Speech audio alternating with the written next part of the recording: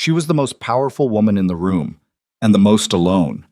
Celine Ashcroft had survived a helicopter crash that shattered her spine, rebuilt a billion-dollar company from a wheelchair, and never once let anyone see her cry. Until the night a stranger knelt beside her broken machinery in the dark, a man who smelled like motor oil and cold winter air, and she forgot, just for one unguarded moment, that she wasn't supposed to need anyone. She whispered 3 words she thought disappeared into the silence. They didn't. Drop a comment with your city. Let's see how far this story travels. Like and follow so you never miss what happens next. The storm hit Chicago like something personal. It didn't build gradually the way winter storms usually did. The slow gray gathering of clouds, the first tentative flakes that gave people time to cancel plans and pull their kids inside. This one arrived in the span of 40 minutes like a door being slammed shut on the entire city. One moment, the streets outside the Ashcroft Industries Tower were slick but passable. The next, the wind was screaming between skyscrapers hard enough to rattle the floor-to-ceiling windows on the 32nd floor. And the snow was coming down sideways, dense and merciless, swallowing streetlights whole. Marcus Webb, the building's overnight facilities manager, stood at the lobby windows with his phone pressed to his ear and a look on his face like a man receiving very bad news from a doctor. He was. They're saying 30 inches by morning, he said to no one in particular, because the lobby was nearly empty. The last of the administrative staff had rushed out 2 hours ago when the weather alerts started stacking up. Interstate's already closed. Expressways are parking lots. He hung up the phone and stared at the elevator panel on the wall, specifically at the amber warning light that had started blinking 17 minutes ago on the B-level indicator. That little light meant the building's primary hydraulic lift system, the one that controlled 3 of the 4 elevators in the tower, and, more critically, the specialized accessibility lift in the executive wing, had developed a pressure fault. In 40 years of facilities work, Marcus had learned that amber lights had a way of becoming red lights if you left them alone long enough. He pulled out his phone again and scrolled through his emergency contacts until he found the number for Holloway Mechanical. Jace Holloway was in the middle of reading Charlotte's Web to his youngest, Lily, who was 5 and had recently decided that she would only go to sleep if the story was read in what she called the sad voice, when his phone buzzed on the nightstand. He held up one finger to Lily without looking away from the page. 1 second, Bug. She grabbed his arm with both hands. Wilbur hasn't found out yet. I know. He's going to be really sad. I know, baby. He picked up the phone and checked the screen. Unfamiliar number. Chicago area code. Normally, he'd let it go to voicemail. He had a rule about work calls after 8, but the storm was already bad enough that he'd been checking the emergency weather line every half hour, and something about the timing made him answer. Holloway? Mr. Holloway, this is Marcus Webb at Ashcroft Industries downtown. We have a hydraulic systems failure in our elevator bank, specifically the executive lift system. The building's emergency contact list says you're certified for Otis and ThyssenKrupp commercial systems. Jace looked at the window. Snow was hitting the glass in sheets. You're aware there's a blizzard, he said. I'm aware. A pause. Mr. Holloway, we have a situation beyond the elevator. Our CEO is in the building. She was working late when the weather closed in. She uses a wheelchair, and the freight elevator that still works doesn't have the right specifications for her chair. It's too narrow. If we can't get the executive lift running, she's on the 32nd floor until the storm breaks. That could be 18 hours. Jace looked at Lily. She had fallen sideways onto her pillow and was watching him with large, solemn eyes, still clutching the edge of the book. Daddy has to go to work, he said quietly, not into the phone. She didn't argue. She was 5, but she'd grown up fast, the way kids who lose parents early sometimes do. She just reached up and patted his hand twice, like a small adult. Tell Wilbur it's okay, she said. It took him 40 minutes to drive 12 miles, which was actually better than he'd expected. The truck was old, a 2008 F250 with 160,000 miles, and a replaced transmission. But it was heavy, and he knew how to drive in snow. He'd grown up in Minnesota. Snow was not a mystery to him. The mystery was why he was doing this at all. He didn't need the money. Not desperately, not the way he had in the years right after Dana died, when 3 kids under 6 and a mortgage and a shop lease had all been sitting on his chest simultaneously. The business had stabilized. He had a crew now, 2 full-time guys and a part-timer who came in on weekends. He could have told Marcus Webb to call someone else, put the phone down, and gone back to Charlotte's Web. Instead, he was white-knuckling it down Michigan Avenue in a blizzard at 9:30 at night, which probably said something about him that a therapist would find interesting. He parked in the loading bay because everything else was either blocked or buried, unloaded his main kit, and buzzed the service entrance. Marcus met him at his door, a heavy-set black man in his 60s with a gray beard and the careful eyes of someone who had been managing buildings long enough to have seen everything go wrong at least once. He looked at Jace's kit bag, then at Jace, with an expression of undisguised relief. "You made it." "Barely." Jace stomped snow off his boots. "Show me the mechanical room first, then the lift itself." The problem was worse than the phone call had suggested, which was almost always how it went. The hydraulic system for the executive elevator had developed not one fault, but two. A slow pressure leak in the main pump line that had been quietly bleeding for probably 3 weeks, and a failed solenoid valve in the safety bypass circuit that had finally given up entirely sometime that evening. Together, they'd taken the elevator offline completely and triggered the building's safety lockout. The good news was that neither issue required parts he didn't have in his truck. The bad news was that the combined repair in a cramped, poorly lit mechanical room on a night when his hands were still cold from the drive was going to take time. "Best estimate?" Marcus asked, standing in the doorway. 3 hours. Maybe 3.5. Jace was already on his knees, pulling the access panel off the pump housing. "Could be less if the bypass solenoid isn't corroded." "Is it corroded?" Jace shone his flashlight into the housing. The solenoid was the color of old pennies. "It's corroded," he said. Marcus blew out a breath. "I'll let Miss Ashcroft know." Celine Ashcroft knew before Marcus called her office. She knew because she'd been watching the building's diagnostic screen on her laptop. She had the building's entire systems interface accessible from her workstation, which was one of the small, practical adaptations she'd made without ever calling attention to it. And she'd watched the elevator status go from amber to red to fully offline over the course of a little over an hour. She'd also done the math herself. The freight elevator's interior was 61 centimeters wide. Her power chair required 73. She'd measured it the day she moved into this office, quietly, without telling anyone, because knowing the dimensions of every space she occupied had become a habit that started the day she woke up in a hospital bed and was told she would never use her legs again. When Marcus called to tell her that a repair technician was on site and estimated 3 to 4 hours, she thanked him and told him to let her know when the work was complete. She did not tell him that she had been working for 11 hours straight, that her back hurt in the dull, insistent way it did when she'd been in the chair too long, or that she had spent the last 20 minutes staring at the window watching snow obliterate Chicago and feeling something she refused to name. She turned back to her screens. There were 3 financial reports open, a legal brief from her outside counsel regarding the upcoming board review, and a draft letter she'd been revising for 2 days and still hadn't sent. She had work. She always had work. Work was the thing that had kept her sane in the 6 months of recovery after the crash. The thing that had given her a reason to be in the chair at 7 in the morning instead of still in bed. The thing that made her feel like herself when almost everything else about her life had become unrecognizable. She stared at the financial report. She read the same paragraph 4 times. She closed the laptop. At 11:15, Marcus tapped on the doorframe of her office. "Ms. Ashcroft, the technician is going to need to run a test cycle on the system. It's going to require power from the main office circuit on this floor briefly. Lights might flicker. I just wanted to let you know." "Of course," she looked up. "Where is he working?" "He's in the auxiliary mechanical room, end of the hall, past the conference wing." She nodded. "I'd like to speak with him." Marcus hesitated. Just briefly, the way people sometimes did when she asked to do things they hadn't anticipated. "I can send him in when he has a moment. I'll go to him." She said it quietly, but without any particular invitation for discussion, and Marcus, who had worked for her for 4 years and understood the architecture of her authority, simply nodded. The hallway between her office and the conference wing was long and carpeted, and the building had gone quiet the way only large buildings go quiet late at night. That specific hush of HVAC systems and distant city noise and the particular kind of emptiness that only exists when a space built for hundreds of people contains almost none of them.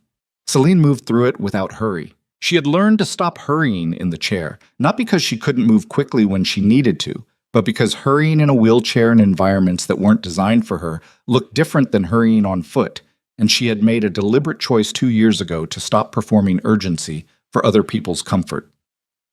The door to the auxiliary mechanical room was propped open with a rubber wedge. The lights inside were on, work lights, harsh and white, and she could hear someone moving, the metallic sound of tools, and what she thought was, very quietly, someone humming. She stopped in the doorway. The man on the floor had his back to her, upper body half inside an open access panel, one arm extended out of sight into the machinery. He was big, wide through the shoulders, built like someone who used his body for work rather than for show. His hair was dark and a little too long, like a haircut that was 3 weeks overdue, and there was grease on the back of his left hand and on the knee of his jeans. He was humming something she didn't recognize. She watched him for a moment without speaking, which was unusual for her. She was not normally a person who watched and waited. She spoke in meetings before half the room had finished opening their laptops. She finished other people's sentences when they were taking too long, and she could see where they were going. Her executives had learned to keep their presentations tight, because Celine Ashcroft would cut you off the moment she understood your point, which was usually before you'd finished making it. But she stood in the doorway and said nothing. He pulled his arm back, sat up slightly, and reached to his right for a socket wrench. And that was when he noticed her, because he went still in the way people do when they suddenly register a presence they weren't expecting. He turned around. He had a good face. That was her first thought, which surprised her because she wasn't generally in the habit of characterizing people's faces as good or otherwise on first impression. But it was the right word. He had a face that looked like it had been through things. There were lines around his eyes that weren't from squinting at blueprints, and something in his expression had the settled quality of a person who had learned to take difficulty without flinching.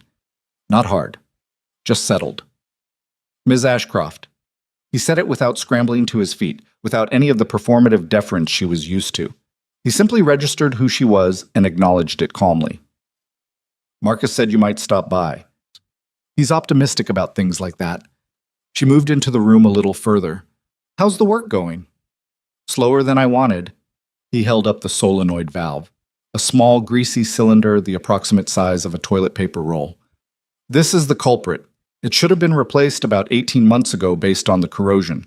Whoever does your maintenance contracts was cutting corners. She looked at the part. I'll look into that. The pump line sealed and holding pressure. Once I get the replacement solenoid fitted and run the test cycle, you should have the lift back. He set the old part down. Probably another hour and a half. Good. She paused. What's your name? Jace Holloway. How far did you drive in this, Mr. Holloway? He glanced toward the window. There was one small, high-set window in the mechanical room, and it showed nothing but white. About 12 miles. Took 40 minutes. Why did you come? He looked at her for a moment like the question was slightly more interesting than he'd expected. Marcus said you were stuck up here. Marcus could have found someone else. Probably. He picked up the socket wrench again. But he called me. She watched him turn back to the access panel. Carry on, she said, and reversed back into the hallway. She went back to her office and sat in the dark for a while. Not completely dark. The city below was reflecting off the snow, giving everything a gray-white ambient glow that came through the floor-to-ceiling windows. In weather like this, with the storm absorbing all the sound of the city, the 32nd floor felt like being on a ship in the middle of a very bright, very white ocean. She turned her chair to face the window and just looked at it for a while. She didn't often let herself do this. Look at things without a purpose. Sit somewhere without a task. The busyness was deliberate. She had understood for a long time that if she stopped moving, certain things caught up with her, and she had developed elaborate professional machinery to make sure that didn't happen. But it was almost midnight, and the storm was beautiful in the way catastrophes sometimes are, and she was tired in a way that had nothing to do with the hour. Her phone showed 2 missed calls from her mother, which she would return tomorrow. A text from her head of security confirming that the building was on overnight watch protocol. Nothing from anyone she actually wanted to hear from, which was not surprising, because the list of people she actually wanted to hear from was very short, and she had spent years making it shorter, cutting away everyone who had started to look at her with that specific mixture of pity and awkwardness that she couldn't tolerate. She had people who worked for her. She had her mother, who called twice a week and cried sometimes when she thought Celine couldn't tell. She had a physical therapist she liked, and an attorney she trusted, and a board of directors she was increasingly unsure about. She did not have anyone who knew what she sounded like when she was just talking, not managing, not deciding, not performing the particular brand of controlled competence that was the only version of herself she'd shown the world since the crash. She turned the chair slightly and looked down the hallway toward the mechanical room. She could just barely hear him still working. The occasional clank of tools, that same quiet humming, indistinct at this distance. She turned back to the window. "I'm so tired," she said very quietly, to no one. To the snow. Yeah. At 12:40, Jace wiped his hands on a shop rag, stood up from the floor, and pressed the test cycle button on the auxiliary panel. The system breathed to life. He could feel the pressure building in the lines, a healthy, steady climb, and the status light on the panel cycled from red to amber to a solid green. He held his breath for 30 seconds, watching the pressure readout. It held. He pressed the button again to initiate the full lift cycle. Down the hall, behind its brushed steel doors, the executive elevator began to move. He listened to it descend, hit the bottom, and come back up. Clean and smooth, no hesitation in the travel, no groaning in the hydraulics. He checked the pressure gauge one more time. Steady. He started packing his tools. He wasn't in a hurry.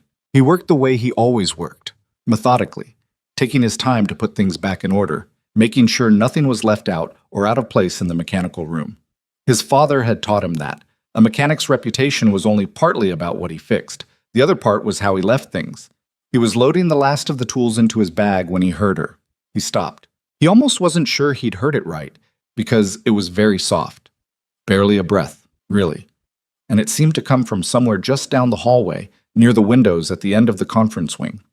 He'd walked past her office when he came in, and her door had been open. Had she come out again? He stayed still. His hand was on the zipper of the bag, and he didn't move it. The words came again, just slightly louder, the way someone's voice sounds when they're speaking to themselves without realizing they've drifted above a whisper.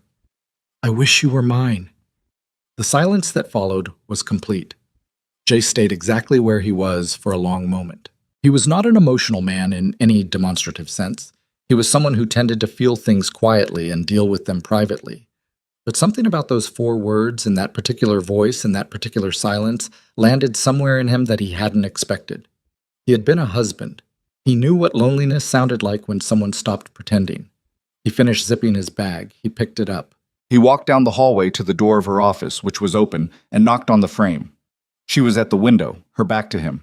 She turned around quickly, too quickly, and something moved across her face for just a fraction of a second before her expression settled into composure. "Mr. Holloway."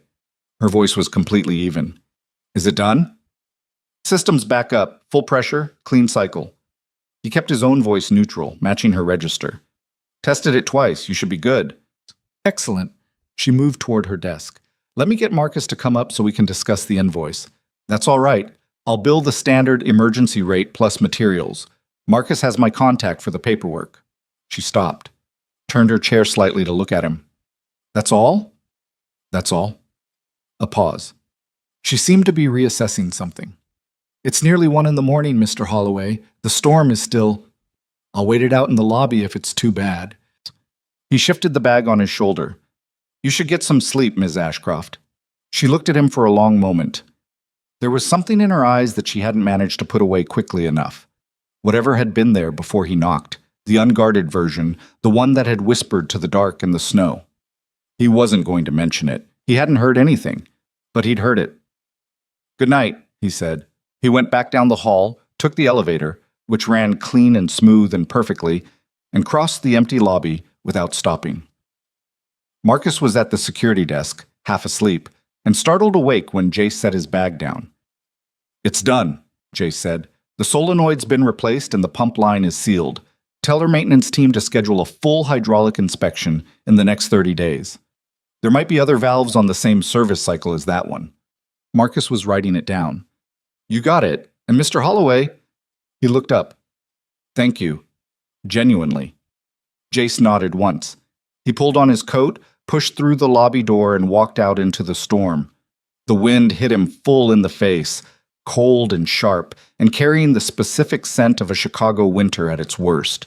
That wet metallic smell of ice and exhaust, and something faintly like lake water even though the lake was 3 blocks east. He stood on the sidewalk for a moment, letting his eyes adjust to the white. "I wish you were mine." He'd heard it. He'd heard every word. He didn't know what to do with it yet. He put it somewhere quiet and started walking toward the loading bay where he'd left the truck. The storm was starting to ease slightly, the wind dropping just enough that the snow was falling more or less straight down now, thick and soft and relentless. He brushed 6 inches of accumulation off the hood of the truck, started the engine, and sat in the parking bay while it warmed up. Somewhere up on the 32nd floor, 32 stories above him, the lights in a corner office were still on. He thought about 3 kids in his house, Lily wanting to hear the sad voice, Cam, who was 8 and building something out of spare wire in the garage that he hadn't gotten around to asking about yet, Tomas, who was 11 and had recently started looking at Jace with this complicated expression that Jace recognized from his own adolescence, the look of a kid who was beginning to understand that adults were not the finished, settled creatures they appeared to be. He thought about his wife, Dana, the way she used to sit in the kitchen at night after the kids were down, just sitting, drinking tea she'd made too strong the way she always did. The particular quiet of a house when someone you loved was in it. He put the truck in drive. He didn't know what to do with the whispered words yet. He wasn't a man who moved fast on things like this, wasn't a man who confused a moment's vulnerability with an invitation. He was a mechanic from the north side who drove a truck with too many miles on it and went home to 3 kids who needed him to show up in the morning. But somewhere on the drive home, he thought, she sounded so alone. He stopped at a red light and watched the snow accumulating on the crosswalk lines until they disappeared entirely. He thought about how she'd sat in the dark watching the storm. He thought about the look on her face in that fraction of a second before she pulled her composure back around herself like armor. He thought about Dana, who had never once pretended to be fine when she wasn't. The light changed. He drove home through the white streets of Chicago while the snow kept falling. And when he got back at 2 in the morning, he checked the kids the way he always did. Lily curled into a corner of her bed like a question mark. Cam stretched flat on his back with one arm hanging off the side. Tomas sleeping on his stomach with his face turned toward the wall. He pulled Lily's blanket up. He retrieved Cam's arm from the floor and put it back on the mattress. He left Tomas's door the way he always did, open 2 inches because Tomas had been 12 when his parents died and did not like being behind closed doors at night, and Jace had never made him explain that and never intended to. He went to his room. He sat on the edge of the bed in the dark. "I wish you were mine." He held that for a while. Then he lay down, closed his eyes, and let the snow keep falling outside his window, and didn't think about it anymore, or tried not to. He was a practical man by nature. He fixed things. He did not speculate about what was unfixable, or what was none of his business, or what lived in the unguarded whisper of a woman he'd met 3 hours ago and would probably never see again. He had work in the morning. He had 3 kids who needed breakfast. He closed his eyes. The storm buried Chicago in 31 inches overnight, and in the morning the city was white and new and perfectly still.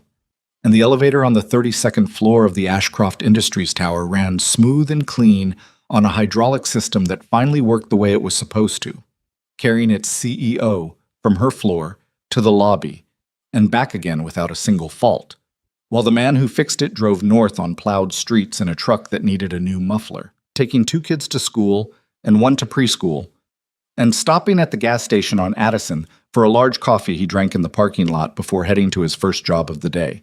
Neither of them knew that what had broken that night wasn't just a machine. And neither of them knew yet that some things, once you've heard them in the dark, don't go quiet again. The invoice arrived at Ashcroft Industries on a Tuesday morning, 3 days after the storm. It was straightforward to the point of being almost Spartan. Labor hours, parts cost, emergency call-out fee, all itemized cleanly without inflation. Celine had seen enough contractor invoices to know when someone was padding a bill, and this one wasn't. If anything, it was under what the work had warranted. The emergency rate alone could have been doubled given the conditions, and the solenoid valve he'd listed at cost was a part she knew ran higher from most suppliers. She approved it for immediate payment and told her accounts manager to add a 15% gratuity. Then she opened a new browser tab and typed in Holloway Mechanical Chicago. She told herself she was doing due diligence. The building had a maintenance contract up for renewal in the spring, and whoever had let that solenoid valve corrode for 18 months needed to be replaced. That was a legitimate business reason to look into alternative service providers. She told herself that for about 4 minutes, and then she stopped pretending. The business website was functional but not impressive. Clearly built on a template, with a contact form and a list of services, and a single photo of a gray shop front on a street she recognized as being in the Avondale neighborhood. No staff bios. No press mentions. The About page had 3 sentences that read like someone had written them quickly and slightly reluctantly. Holloway Mechanical has served the Chicago metro area for 9 years. We specialize in commercial hydraulic systems, industrial elevator maintenance, and heavy equipment repair. Licensed, bonded, insured.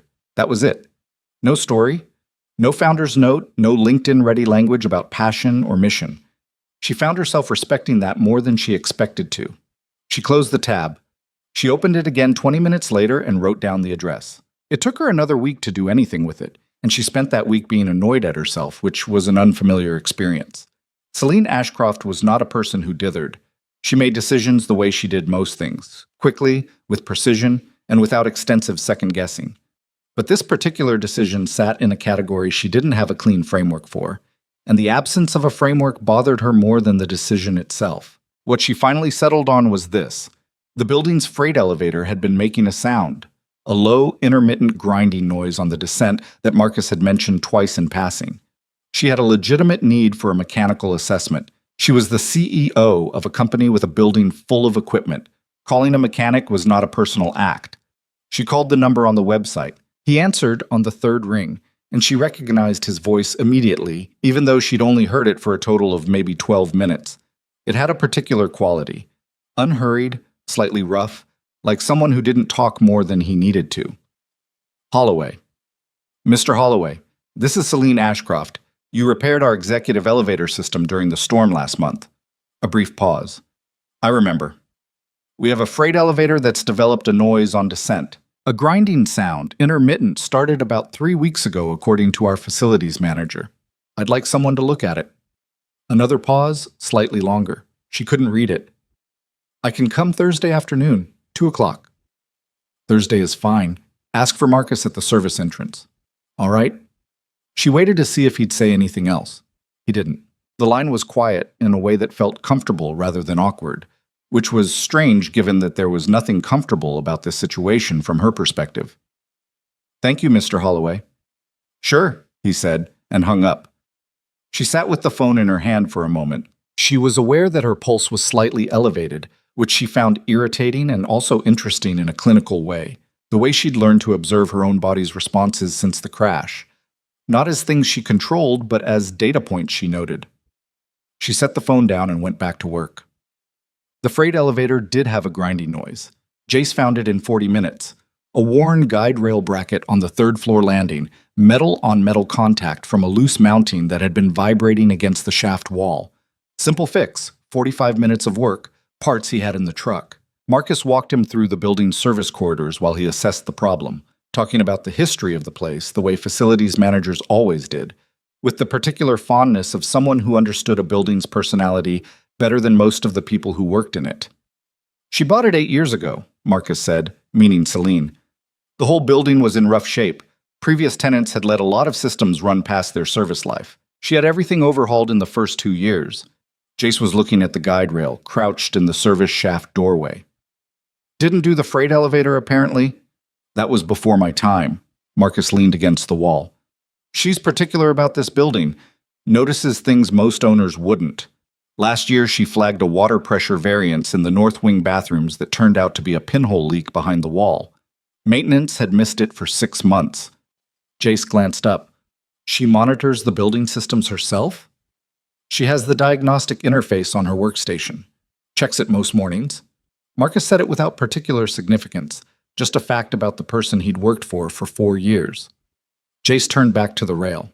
He thought about the amber light on the elevator panel that night, how she'd probably been watching it from her office. He thought about the conversation in the mechanical room, the way she'd asked him specific technical questions without any of the performance of someone pretending to understand something they didn't. She'd known what the solenoid valve was. She'd understood immediately what a pressure leak in the pump line meant for the system.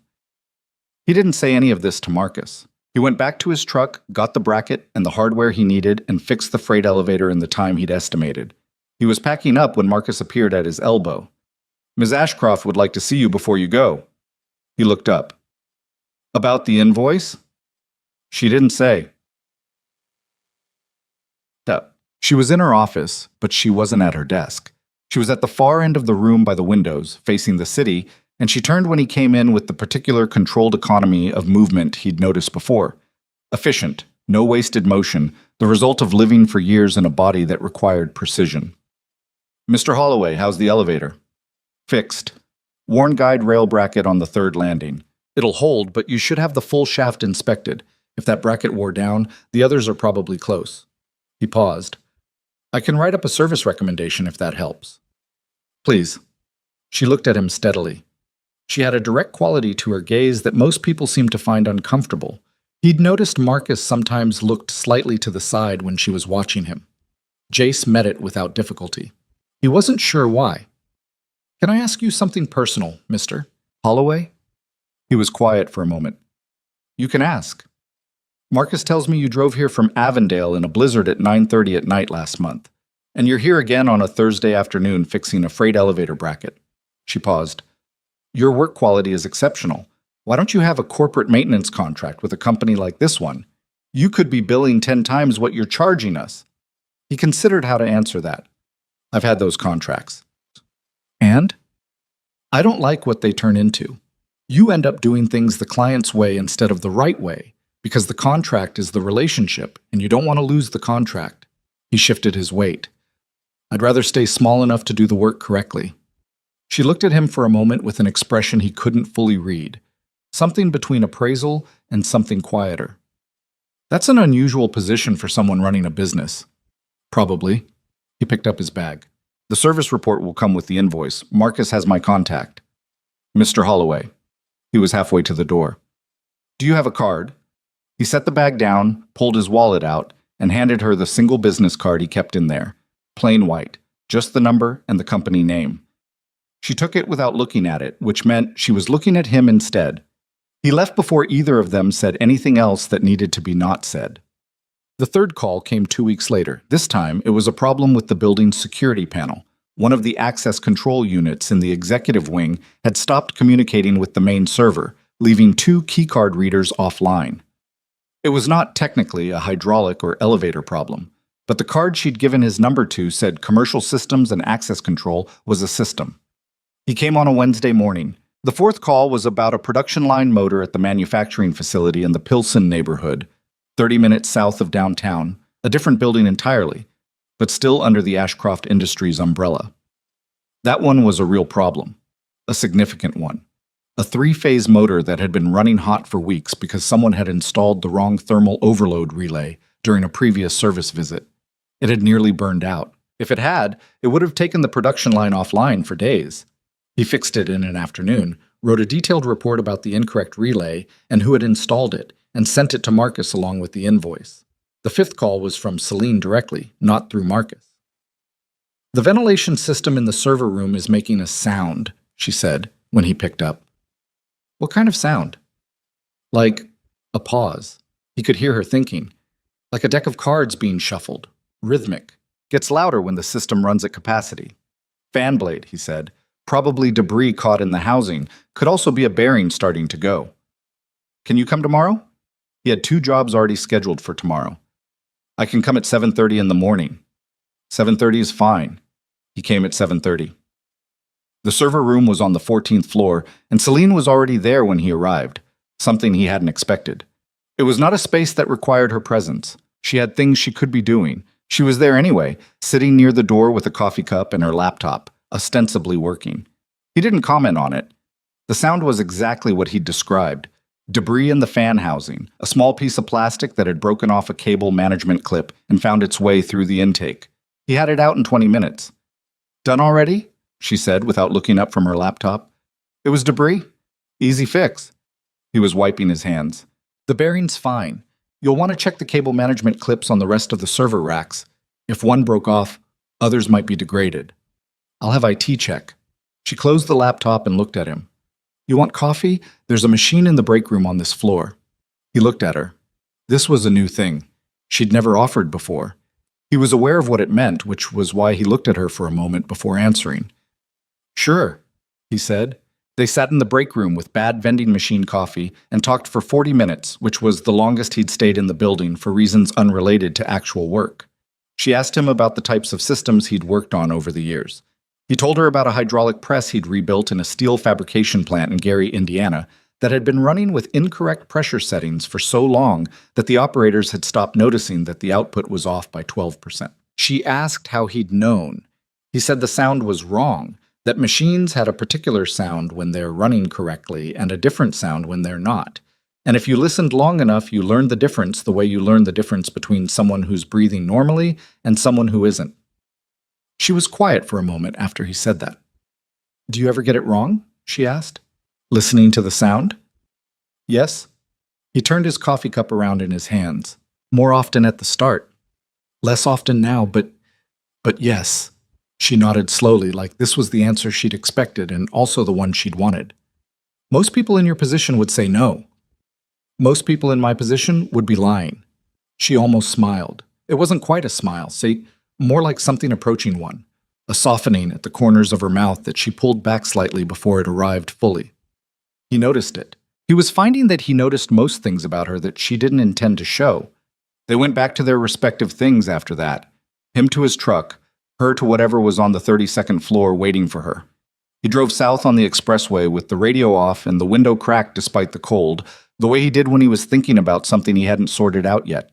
He wasn't confused about what was happening. He was 32 years old and he had been paying attention to people his entire life, partly by nature, and partly because of what the last 6 years had taught him. He knew when someone was engineering situations for reasons that had nothing to do with the stated reason. What he didn't know yet was what he intended to do about it. He mentioned none of this to anyone, which was his default position on things that didn't have a clear answer. He mentioned very little to anyone in general. His crew, Danny, who was 26 and talked constantly, and Phil, who was 51 and talked slightly less constantly, had noticed that he'd been going downtown more often, but attributed it to a new commercial client, which was accurate enough that he didn't correct it. His neighbor Carol, who was 63 and had been watching his kids since before Lily was walking, noticed something different. Carol noticed everything, the way people who have raised 4 children of their own learn to notice things that other people walk past. "You're preoccupied," she said one evening when she came to get her casserole dish that she'd left after dropping off dinner 3 days earlier and that Jace had forgotten to return. "I'm tired," he said. "You're always tired. This is different." She looked at him over the rim of her glasses. "Work?" "Something like that." She retrieved her dish. "The kid said you've been going downtown a lot." "Got a new client downtown." "Good client?" He was quiet for a moment. "Unusual client." Carol looked at him for a long moment with an expression that combined patience and perception in a way that reminded him, suddenly and unexpectedly, of his grandmother. "Jace." "Carol, when's the last time you had dinner with someone who wasn't under the age of 12? He didn't answer that, which was itself an answer.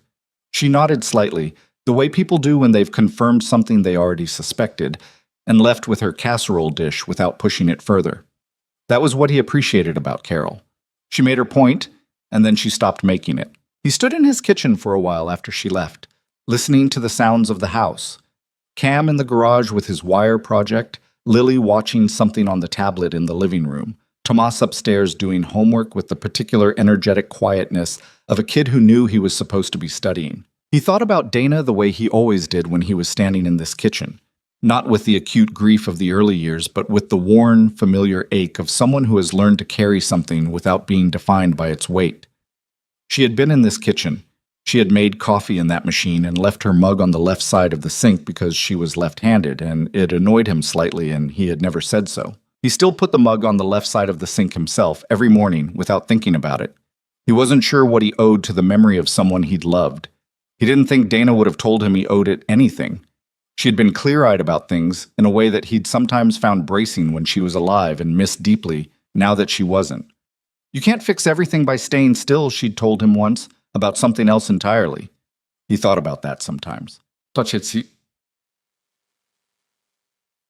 It was Phil who first mentioned something being off with the company's numbers, and he didn't mention it as a financial thing. He mentioned it as a logistical thing. They were doing a scheduled maintenance visit at the Pilsen facility, the third one since Jace had fixed the production line motor, and Phil was talking to one of the floor supervisors during a break. The kind of peripheral conversation that happens when a crew is working in a place regularly enough that the staff starts treating them like fixtures. The floor supervisor's name was Reuben, and he'd been with Ashcroft Industries for 11 years. He was a compact, deliberate man in his mid-40s who spoke with the specific authority of someone who knew exactly how everything in his building worked and was mildly contemptuous of anyone who didn't.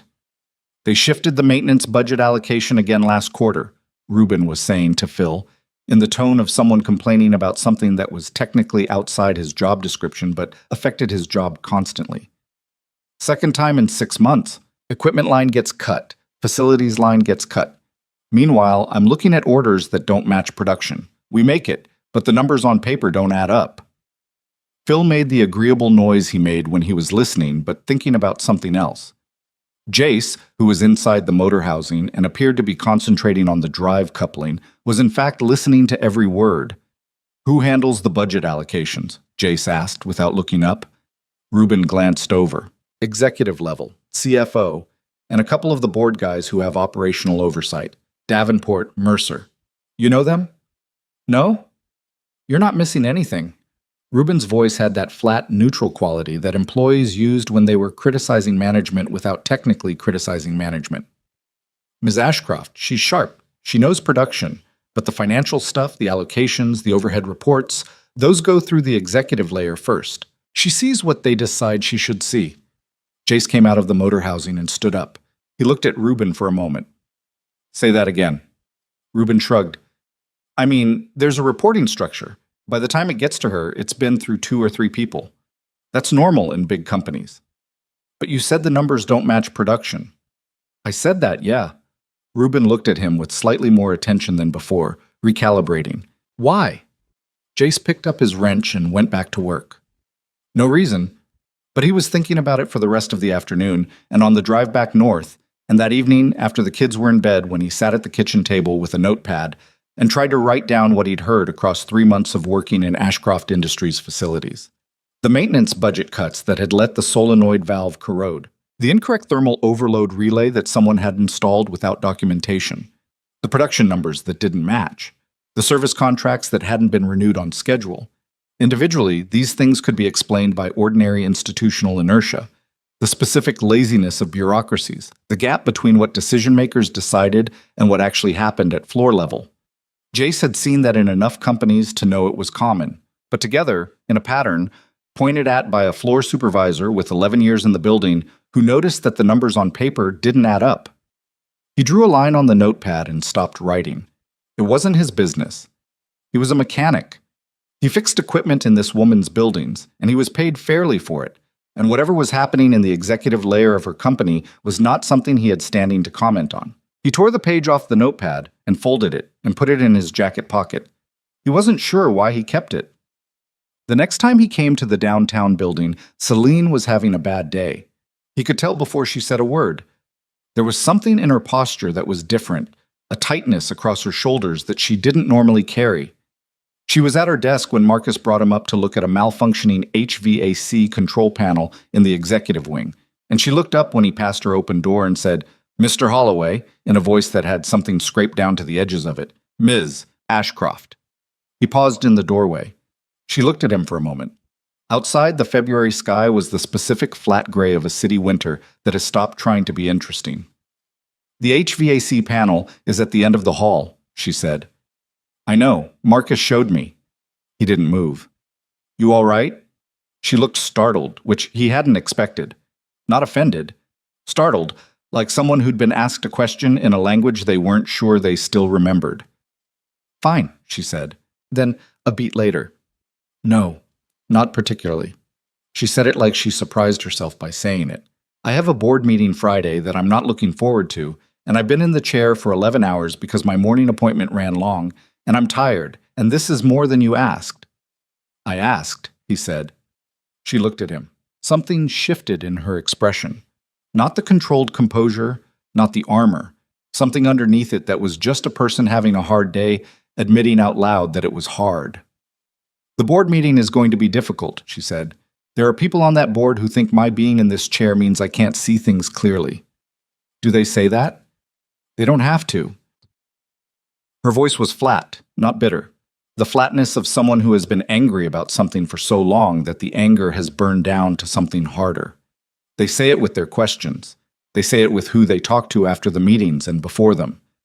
They have a way of making every discussion about the company's future sound like a discussion about whether I'm capable of being the person who leads it. He was quiet for a moment. Are you? She met his eyes. Yes.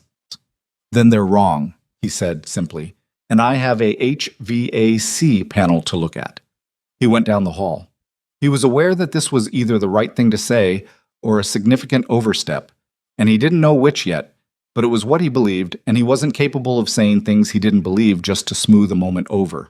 When he came back 45 minutes later to report that the control panel had a faulty temperature sensor and would need a replacement part ordered, she looked more like herself. The armor back in place but less rigid than it had been, like someone who'd put it back on but left it slightly looser. Thank you, she said, and he wasn't entirely sure what she was thanking him for.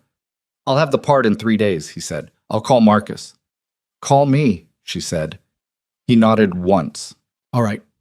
He was in the elevator going down when he took the folded notepad page out of his jacket pocket. He looked at the list. He thought about a board meeting on Friday where men who believed a woman in a wheelchair couldn't see clearly would sit across a table from her and ask their particular kind of questions. He thought about production numbers that didn't match. He folded the page again and put it back in his pocket. He wasn't sure yet what he was going to do with it. But he was starting to understand that doing nothing was also a choice, and not necessarily a neutral one. The elevator reached the lobby. He walked out into the February cold, turned his collar up, and went back to his truck. The temperature sensor part came in on a Wednesday, and Jason installed it Thursday morning while Celine was in a meeting downstairs. He knew she was in the meeting because Marcus mentioned it. Not casually, not like he was passing information deliberately, just the way facilities managers mention things about building occupancy when they're walking a technician through a space. She'll be tied up until noon, probably longer. Quarterly operational review. Marcus said it with the careful neutrality of someone who had opinions about the quarterly operational review but had learned to keep them filed away. Jace replaced the sensor, recalibrated the zone controller, and tested the system through 2 full cycles before signing off on the work. He was in the service corridor collecting his tools when he heard voices from the conference room at the end of the hall. The large one. The one with the glass wall that looked out over the city on one side and a frosted interior partition on the other. He wasn't trying to listen. He was walking past. But he heard Celine's voice, and then he heard another voice, and the second voice had a particular quality that stopped him without him deciding to stop. The Q4 projections, Ms. Ashcroft reference don't reflect the adjusted facility overhead, the voice said. Male, polished, the specific confidence of someone who had spent decades in rooms where his confidence was never questioned. If we're working from the corrected figures, which figures? Celine's voice. Controlled, but with that scraped-down edge he'd heard before. The ones your office sent me last week? Or the ones that were sent to the full board? A pause. They reflect the same data. They don't. Flat, certain. The facility overhead in what you sent me is 14% lower than what went to the board. I'd like to know why. Another voice, softer, conciliatory. Celine, I think there may have been a formatting issue in how the documents were compiled. A formatting issue doesn't change the numbers, Richard. Jace stood in the service corridor for a moment. He wasn't visible through the frosted partition. He was just a man with a tool bag in a hallway, not moving. Then he moved. He went back to his truck, sat in the parking garage, and took the folded notepad page out of his jacket pocket. He unfolded it and looked at the list he'd written 2 weeks ago. Production numbers that didn't match. Budget allocations that had been shifted twice in 6 months. Maintenance contracts cut below the level that allowed proper upkeep. An incorrect part installed without documentation. And now, financial figures that were different depending on who received them. He was a mechanic. He had no training in corporate finance, no experience with securities law, no framework for understanding what it meant when a CFO sent different numbers to the CEO and the board. But he had spent 9 years diagnosing systems, and the thing about systems, whether they were hydraulic or mechanical or organizational, was that the same principles applied. When multiple components were showing anomalous readings simultaneously, it wasn't coincidence. It was a symptom. He folded the page again. He thought about Ruben's voice, She sees what they decide she should see. He sat in the parking garage for a long time. Mastet. He didn't tell Celine what he'd heard in the hallway. Not that day, and not the following week when he came back to inspect the ventilation risers in the east stairwells, a job Marcus had requested, routine enough on its face. He needed more than a list of things that could each be individually explained away. He needed something that couldn't be explained away. The ventilation risers ran adjacent to the building's main data conduit, the physical infrastructure backbone that connected the server room on the 14 to the executive systems on 32. It was routine to access the riser housing from the conduit room on each floor, which meant that over 3 days of inspection work, Jace moved through nearly every mechanical and data infrastructure space in the building, which meant he saw things that the people who worked in the offices above never thought about. On the 18th floor conduit room, behind a ventilation housing that hadn't been opened in at least a year, based on the dust accumulation on the access screws, he found a secondary network device, a small, flat box, matte black, zip-tied to the conduit bracket in a way that was meant to look like it belonged there. It had a single blinking amber light and 2 Ethernet connections, one of which ran into the building's main data line. Jace had spent enough time in building systems to know what belonged and what didn't. This didn't belong. He didn't touch it. He photographed it with his phone, noted the location and the approximate cable routing, and closed the housing. He found 2 more on subsequent floors, 22 and 26, both in the same configuration, both with the same amber light, both connected to the building's data backbone. He didn't say anything to Marcus. He didn't say anything to anyone. That evening, he called his brother-in-law, a man named Greg, who had worked in IT infrastructure for 15 years and currently ran network security assessments for a regional bank. They talked for 40 minutes. Jace described what he'd found without saying where he'd found it. "Without seeing the hardware, I can't tell you exactly what they are," Greg said. "But the setup you're describing, secondary device, connected to the main data line, concealed behind existing infrastructure, that's a tap. Someone is intercepting data traffic on that network." "Can you tell what data?" "Depends on the device. Could be everything, could be targeted. If I had the MAC addresses, I could tell you more." "How do you get the MAC address?" "You'd need to access the device's configuration interface, which means connecting to it." A pause. "Jace, where are you that there's something like this in the walls?" "Work site." "Whose work site?" He was quiet. "Jace." "I'll be in touch," Jace said, and hung up. He told Celine on a Friday afternoon 3 days later, and he told her in the way he'd decided to tell her, directly, without preamble, without softening the edges. He came up to the 32nd floor without a service reason, which was the first time he'd done that. He told the reception desk he needed to speak with Ms. Ashcroft about a building systems issue, which was technically accurate enough that he didn't feel bad about it. She was at her desk, and she looked at him when he came in with the particular attention of someone who has learned to read rooms quickly. She registered that something was different before he said a word. "Close the door," she said. He did. He sat down across from her without being asked, which he also hadn't done before. He put his phone on the desk between them with the photographs open. "I found these in your building's conduit rooms," he said. 18th, 22nd, and 26th floors. They're network taps, devices that intercept and copy data traffic on your internal network. She looked at the photographs without picking up the phone. Her expression didn't change the way he expected it to. There was no visible shock, no sharp intake of breath. What happened was more subtle. Her face went very still in a way that was distinct from her usual controlled composure. This was something else. This was the stillness of someone who has just received confirmation of something they already suspected but hadn't been able to prove. "How long have they been there?" she said. "I can't tell exactly. The dust accumulation on the housing suggested at least several months, possibly longer." She was quiet. She looked at the photographs again, then away from them, at a point somewhere past his shoulder. Her hands were flat on the desk. He noticed they were not quite steady. "The financial documents," she said, "the ones with the discrepancies. I heard part of your meeting last week. Not intentionally. I was in the service corridor." She looked at him. He met her eyes. "Tell me what you heard," she said. He told her. He told her about the conference room, about the different figures, about the voice with the decades of unquestioned confidence. He told her about Ruben, about the production numbers, about the maintenance budget cuts. He laid it out the way he laid out a diagnostic, component by component, in order, without editorializing. When he finished, she was quiet for a long time. "Davenport and Mercer," she said finally. "Those are the two names you heard." The second voice was called Richard.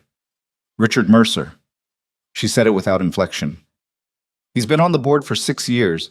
He brought Davenport in as CFO." She paused. "I've been watching the numbers for 4 months. I knew something was wrong. But our audit function reports to the audit committee, and 2 of the 3 members of the audit committee are Davenport's people," Jay said. "Yes." She looked at him across the desk. For the first time since he'd known her, she looked tired in a way that wasn't about the hour or the physical weight of a long day in the chair. It was something deeper. "I brought an outside forensic accountant in 6 weeks ago, under the guise of an operational efficiency review. But if they've been monitoring my network communications, they may have known about it. They may have moved things before she could find them," her jaw tightened slightly, "or moved against me before I could move against them." He leaned forward slightly. "What does moving against you look like?" She looked at him for a long moment, and something in her expression shifted.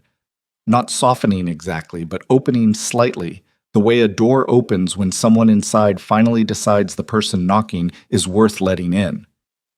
"There's a shareholder meeting in 3 weeks," she said. "Annual review. It's always contentious when the company has had a rough operational quarter. And this quarter has looked rough on paper, which is now less of a mystery." She paused. If they wanted to make a move on leadership, that meeting would be the place to do it. In front of the shareholders. With the shareholders. If they've spent the last several months making it look like operational performance is failing, and if they can present a narrative at that meeting about leadership deficiencies. She stopped. They'd need enough proxy votes. They've been cultivating that for months too, I think. Quiet conversations with institutional investors. The kind you can't prove unless someone decides to talk. The room was quiet. Outside, Chicago was doing what Chicago does in late February. Gray sky, wind off the lake. The specific colorlessness of a city waiting for spring that isn't coming yet. "The forensic accountant," Jay said. "Does she have anything so far?" "Some things. Not enough to take to a court or a regulatory body independently. She'd need access to the data that went through those devices." He looked at her steadily.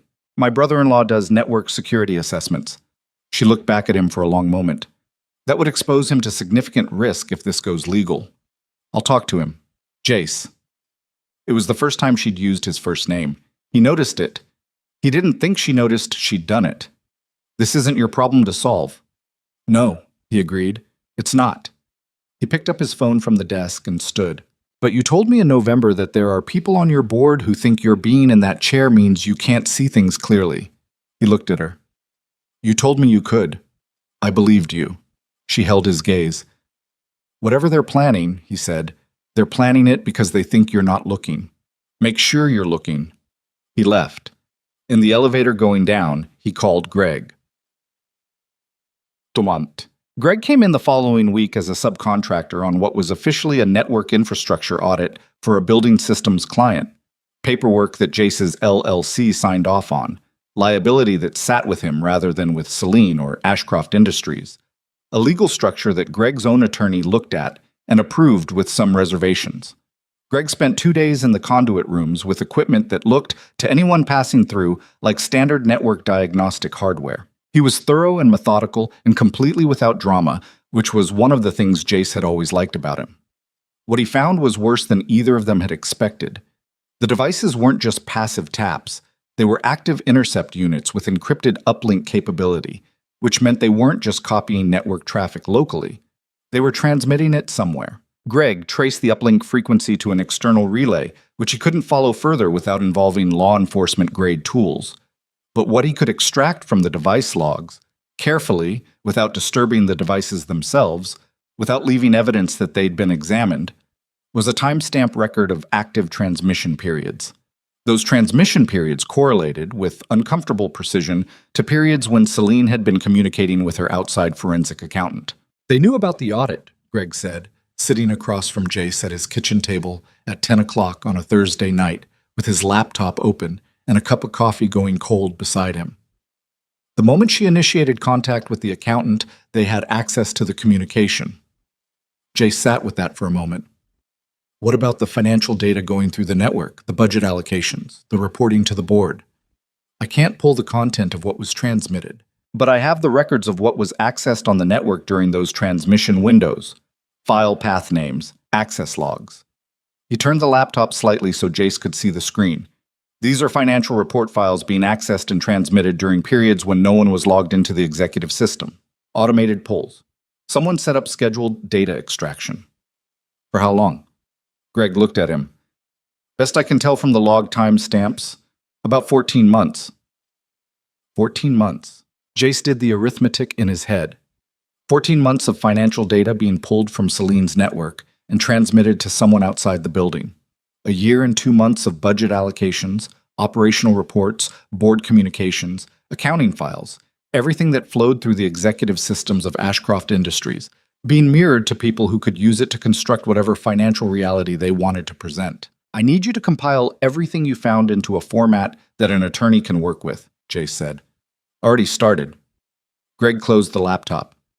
Jace, whoever put those devices in did it professionally. This wasn't a disgruntled employee with a flash drive.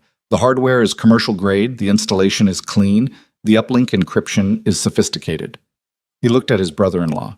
These are people with resources. I know. And they know the building. They had access to those conduit rooms without triggering any questions. I know that too. He thought about maintenance contractors, about service visits that weren't in the records, about a solenoid valve that should have been replaced 18 months ago but wasn't because the maintenance budget had been cut by people who controlled what the CEO saw. He thought about how easy it would be to put something in a wall if you were the person who was supposed to be maintaining that wall.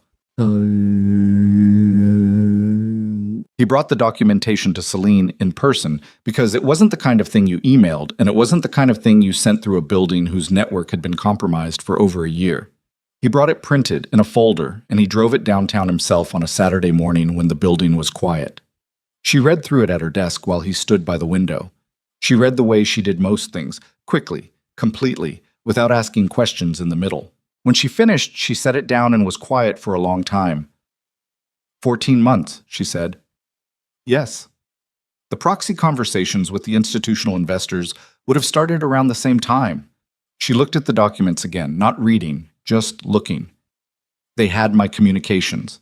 They knew what I knew, when I knew it, what I was concerned about. Every strategic conversation I had through this network went to them. She put her hand flat on the documents. Her jaw was tight.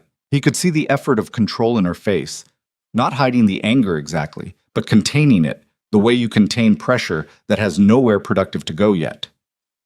The shareholder meeting is in 11 days, she said. I know. My outside counsel needs to see this today. She was already picking up her phone. And the SEC has a financial fraud division. The documentation of the intercept devices and the correlation to the financial reporting discrepancies is enough to open a formal investigation. But that takes time we may not have before the shareholder meeting. What happens at the meeting if they get what they want? She set the phone down and looked at him directly. They table a motion to restructure executive leadership. They've been building proxy support for months. If they have enough votes, they don't need to wait for a regulatory finding. A shareholder vote can remove me from my own company while the legal process takes years. The room was quiet. What do you need? He asked. She looked at him for a moment with that expression he'd been seeing more often lately, the one that appeared when she forgot to be armored. I need them to have done this in front of witnesses, she said. I need the evidence in a form that a room full of investors can understand in real time, not in a regulatory filing that takes 6 months to process. He turned that over in his mind. The financial discrepancies. The 2 sets of documents, what you received versus what went to the board. Do you have both versions? Yes. My forensic accountant has documented the differences extensively. And the intercept logs Greg compiled, those established that the network was being monitored during the periods when those documents were generated and transmitted. Yes. So you have evidence that the financial information was manipulated and evidence that the manipulation was enabled by unauthorized surveillance of your own systems. He looked at her. Presented together in the right order to a room full of people who own shares in this company, it would need to be airtight, she said. One procedural problem and their attorneys make it inadmissible to the vote. Then make it airtight. He said it simply, the way he said most things. You have 11 days. She looked at him for a long moment. He saw it again, that approaching something, that almost smile that came and went before it fully arrived. But this time there was something different in it. Not just warmth, something more complicated and more honest. You're a mechanic from Avondale who came out in a blizzard to fix an elevator, she said. Still am. You have no idea what you've walked into. I have some idea. He picked up his jacket. Call your attorney. He was at the door when she said his name. He turned. She was looking at him across the length of her office. The city behind her, gray and wide and lit with the specific flat light of a late winter morning, all of it framed in those floor-to-ceiling windows. She looked like herself, he thought. Not the version she showed in meetings or in the press coverage he'd looked up once and then felt strange about looking up. Just herself, tired and certain and not pretending to be anything other than what she was. Thank you, she said. He nodded once. He left. The 11 days were not clean. Celine's outside counsel, a woman named Patricia Osei, who spoke in the rapid, precise cadences of someone who had litigated for 25 years and had no patience for imprecision, looked at Greg's documentation and told Celine it was usable, but that the chain of custody for the network evidence would be challenged. She spent 3 days working with Greg to formalize the documentation in a way that met evidentiary standards, which required Greg to revisit 2 of the conduit rooms with a licensed forensic examiner present. An additional layer of verification that ate 2 of the 11 days and cost more than anyone had budgeted.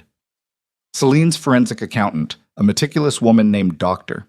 Farida Chen, who had been quietly building her case for 6 weeks, was able to correlate the network access logs with specific instances of document alteration, timestamps that showed financial files being accessed and modified during after-hours periods when no authorized user was logged into the system.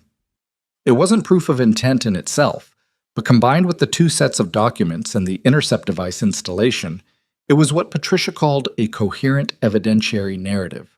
Meanwhile, Davenport and Mercer continued to prepare their shareholder meeting strategy with apparent confidence, which told Jace, who heard this secondhand through Celine, that they either didn't know they'd been found out yet, or believed that what they'd prepared was sufficient to survive whatever response she mounted. He thought it was probably the latter.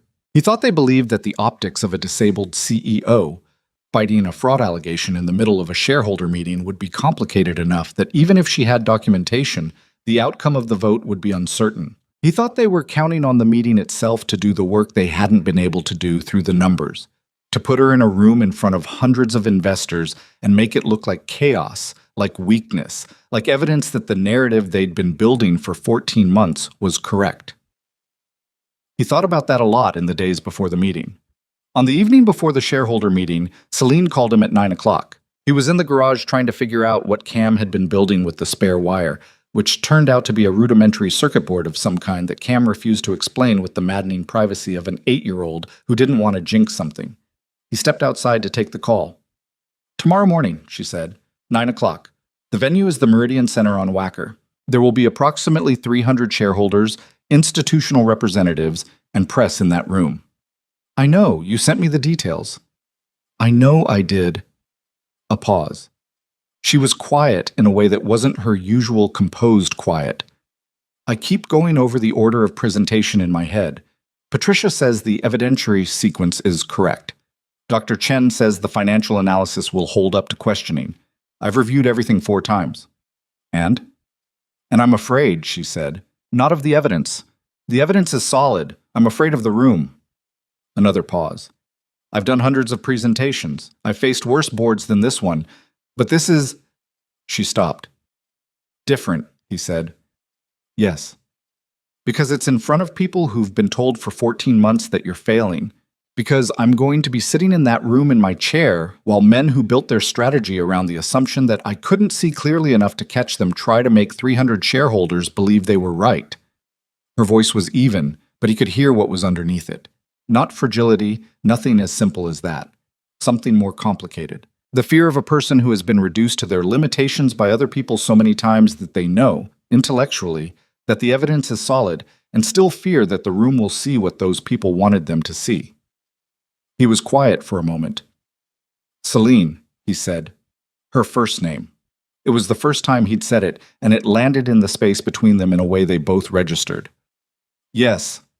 You caught them. he said, with 14 months of their own data, while they were watching you. He paused. That's not what failure looks like. She was quiet on the other end of the line. He could hear her breathing, slow and deliberate, the way people breathe when they're getting a hold of something. No, she said finally. I suppose it isn't. Get some sleep. I'll try. A brief pause. Are you coming tomorrow? He hadn't been invited. There was no professional reason for him to be there. He was a mechanic who had found some things in some walls and had a brother-in-law who knew about networks. I'll be there, he said. She said goodnight and hung up. He stood in the driveway for a moment, looking up at the February sky, which had gone clear for the first time in weeks. Stars were out over Chicago, which didn't happen often enough to take for granted. He stood and looked at them for a while. Then he went inside, told Cam to put the circuit board away, and got everybody to bed. The Meridian Center on Wacker was the kind of venue that corporate events used when they wanted to suggest both significance and transparency. A large, well-lit hall with a raised platform at the front, rows of seating that could accommodate several hundred, and a sound system that cost more than Jace's truck. He arrived at 8:15 and stood near the back while the space filled with the particular mix of people that significant corporate events attracted. Men in suits whose confidence was institutional rather than personal. Investor representatives with the careful eyes of people paid to be skeptical. A scattered number of journalists who had received Patricia Osei's press release the previous evening and were not sure yet what they'd walked into. He watched the room fill and thought about pressure systems, about what it meant when force built up with no release valve, about the specific moment in a failing hydraulic system when the pressure finally had somewhere to go. Davenport and Mercer arrived together at the head of a group of board members and took their seats on the platform. Davenport was in his late 50s, well-built in the preserved way of someone who took expensive care of himself, with the coloring of a man who spent winters in warmer places. Mercer was older, early 70s, white-haired and deliberate in his movements. They did not look like men who expected a difficult morning. Celine came in through the side entrance at 8:50, with Patricia Osei beside her and two of her most loyal senior directors behind. She moved through the room without hurry, without theatrics, the way she did everything, and found her designated position on the platform. Jace watched several of the institutional representatives track her across the room with the careful attention of people making assessments. She didn't look toward the back where he was standing. But just before the meeting was formally called to order, she looked up once, in his general direction, and whatever she found there, whether it was him specifically or simply the fact of another person in the room who knew what she knew and believed what she'd told them, something in her shoulders settled by a fraction. The meeting was called to order at 9 o'clock exactly. Mercer opened with a financial overview that Jace had been prepared for, but that still had a particular audacity to it. The smooth, practiced presentation of a narrative built on 14 months of manipulated data, delivered to a room that had no reason yet to doubt it. Production underperformance, elevated operational costs, leadership challenges in a period of strategic transition. Every phrase engineered to point at Celine without pointing at Celine, to let the implication do the work that a direct statement couldn't. He watched her listen. Her face was completely controlled. Her hands were still on the armrests of her chair. She gave Mercer nothing. When Mercer concluded and opened the floor for questions from institutional representatives, Patricia Osei stood up. Before we proceed to questions, Patricia said, in the voice of someone who had spent 25 years making herself heard in rooms that preferred her quiet, Ms. Ashcroft would like to present additional materials pertinent to the board's financial overview. The room shifted slightly. Davenport leaned forward. What followed took 47 minutes.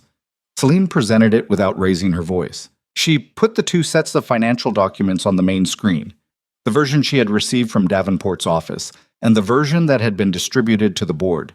She let the room look at the differences. She did not explain them yet. She let 300 shareholders and their representatives sit with two documents that were supposed to contain the same data and visibly did not. Then Dr. Chen walked through the financial analysis, the systematic nature of the alterations, the timing, the pattern of modifications that consistently presented operational performance as worse than the underlying production data supported. Then Patricia presented the network intercept documentation, the devices, the access logs, the transmission records. She put Greg's forensic report on the screen alongside the timestamp correlations, and she presented it the way she'd told Jace she would present it. as a coherent evidentiary narrative, each element linked to the next, no gaps that a good attorney could drive something through.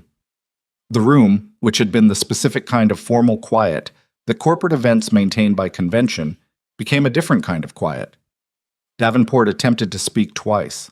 Patricia addressed his interruptions the way a person addresses a slow leak in a tire, acknowledging the sound without stopping for it. Mercer went completely still. Jace watched from the back of the room.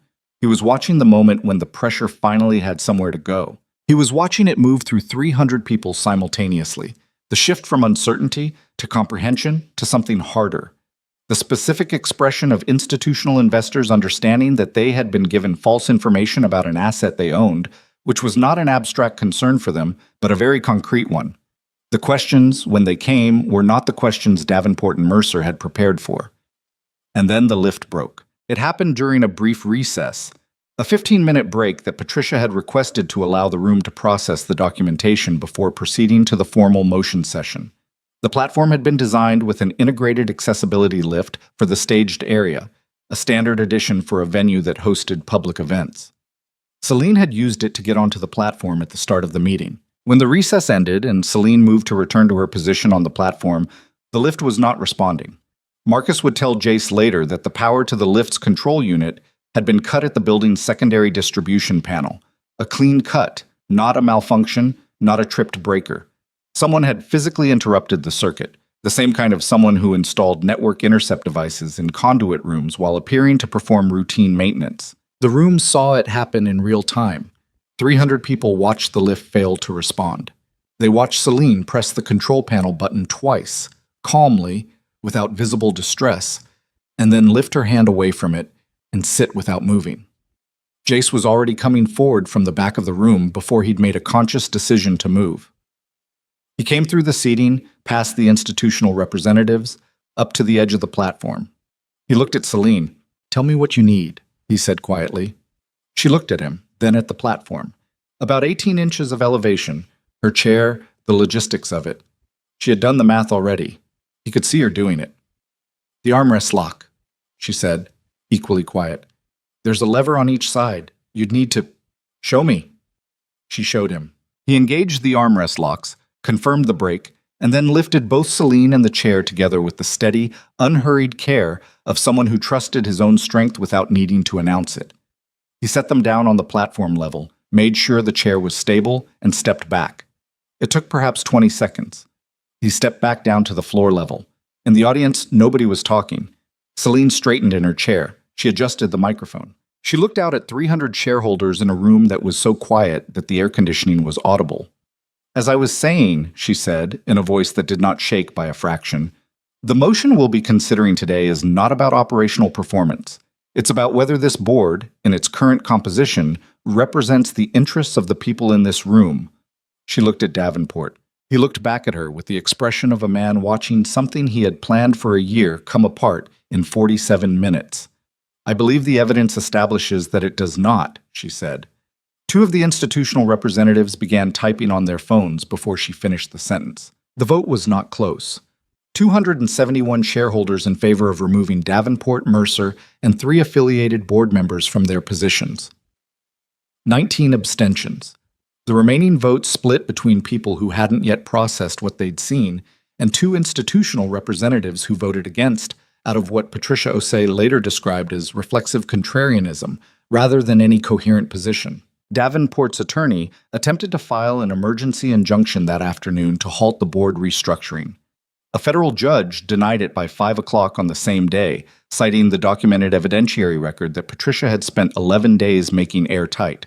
By 6 that evening, the SEC had formally opened an investigation into financial fraud and unauthorized network surveillance at Ashcroft Industries, with Davenport and Mercer named as primary subjects. The arrest came 4 days later on a Tuesday morning, with the particular quiet efficiency of federal action that has been thoroughly prepared in advance. Jace heard about it from Marcus, who called him about an unrelated HVAC issue and mentioned it almost as an afterthought, the way you mention weather when you're really calling about something else.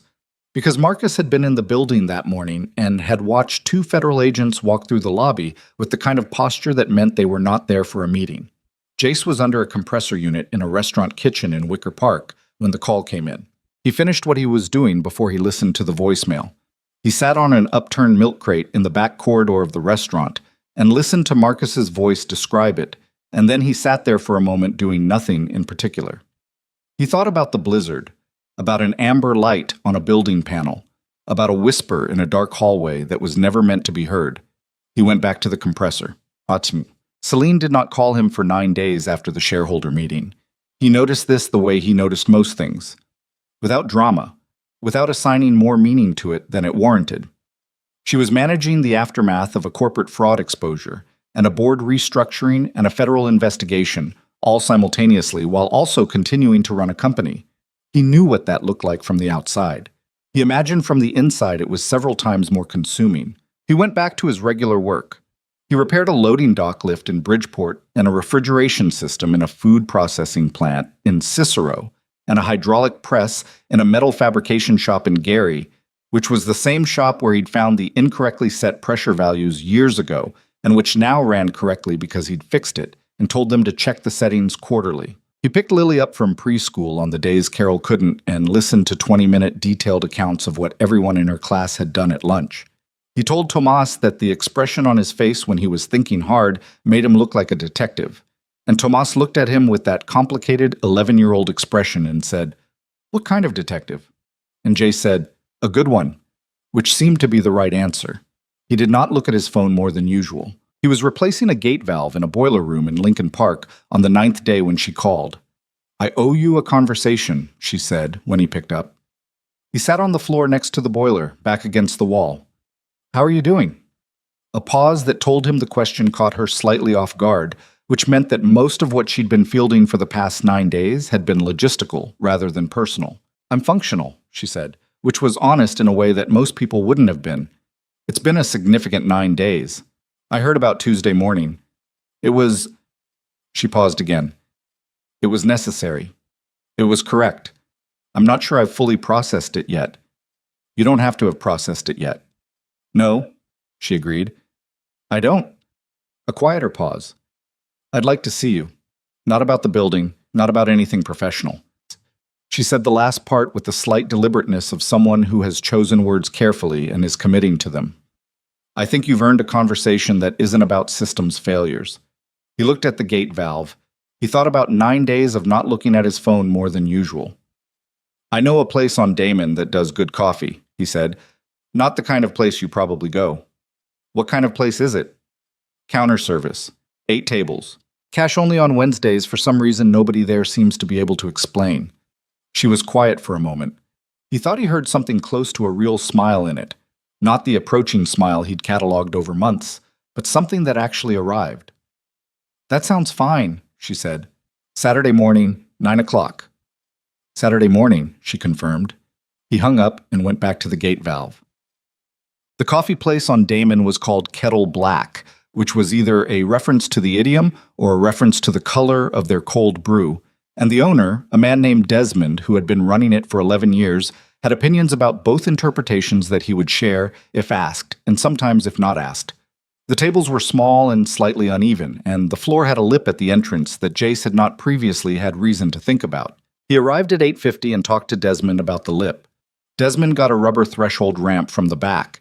He had one, it turned out, for a regular customer who hadn't been in for a few months, and they put it down without discussion.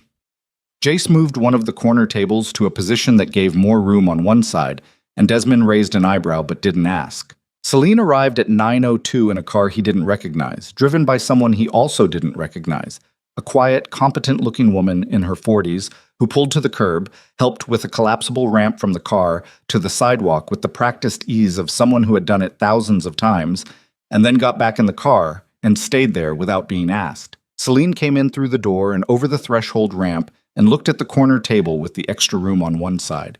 And then she looked at Jace, and he could see her register both things, the ramp, the table, without saying anything about either of them. "Coffee," he said, instead of anything else. "Please." He got 2 cups from Desmond, who had, uncharacteristically, nothing to say about the idiom interpretation this morning, and brought them back. He sat down across from her. The table was small enough that they were closer than they'd ever been in her office, which had a desk between them, or in the building corridors, which had professional context built into them.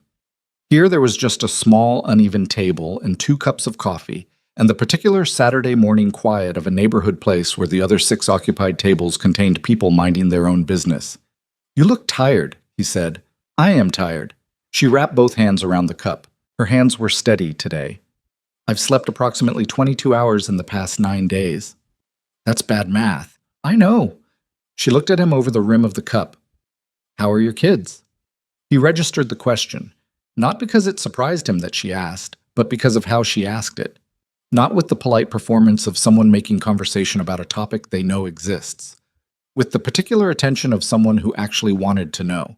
"Lily has decided she wants to be a veterinarian," he said, "or a bus driver. She hasn't narrowed it down yet." "How old is she?" 5. "She has time."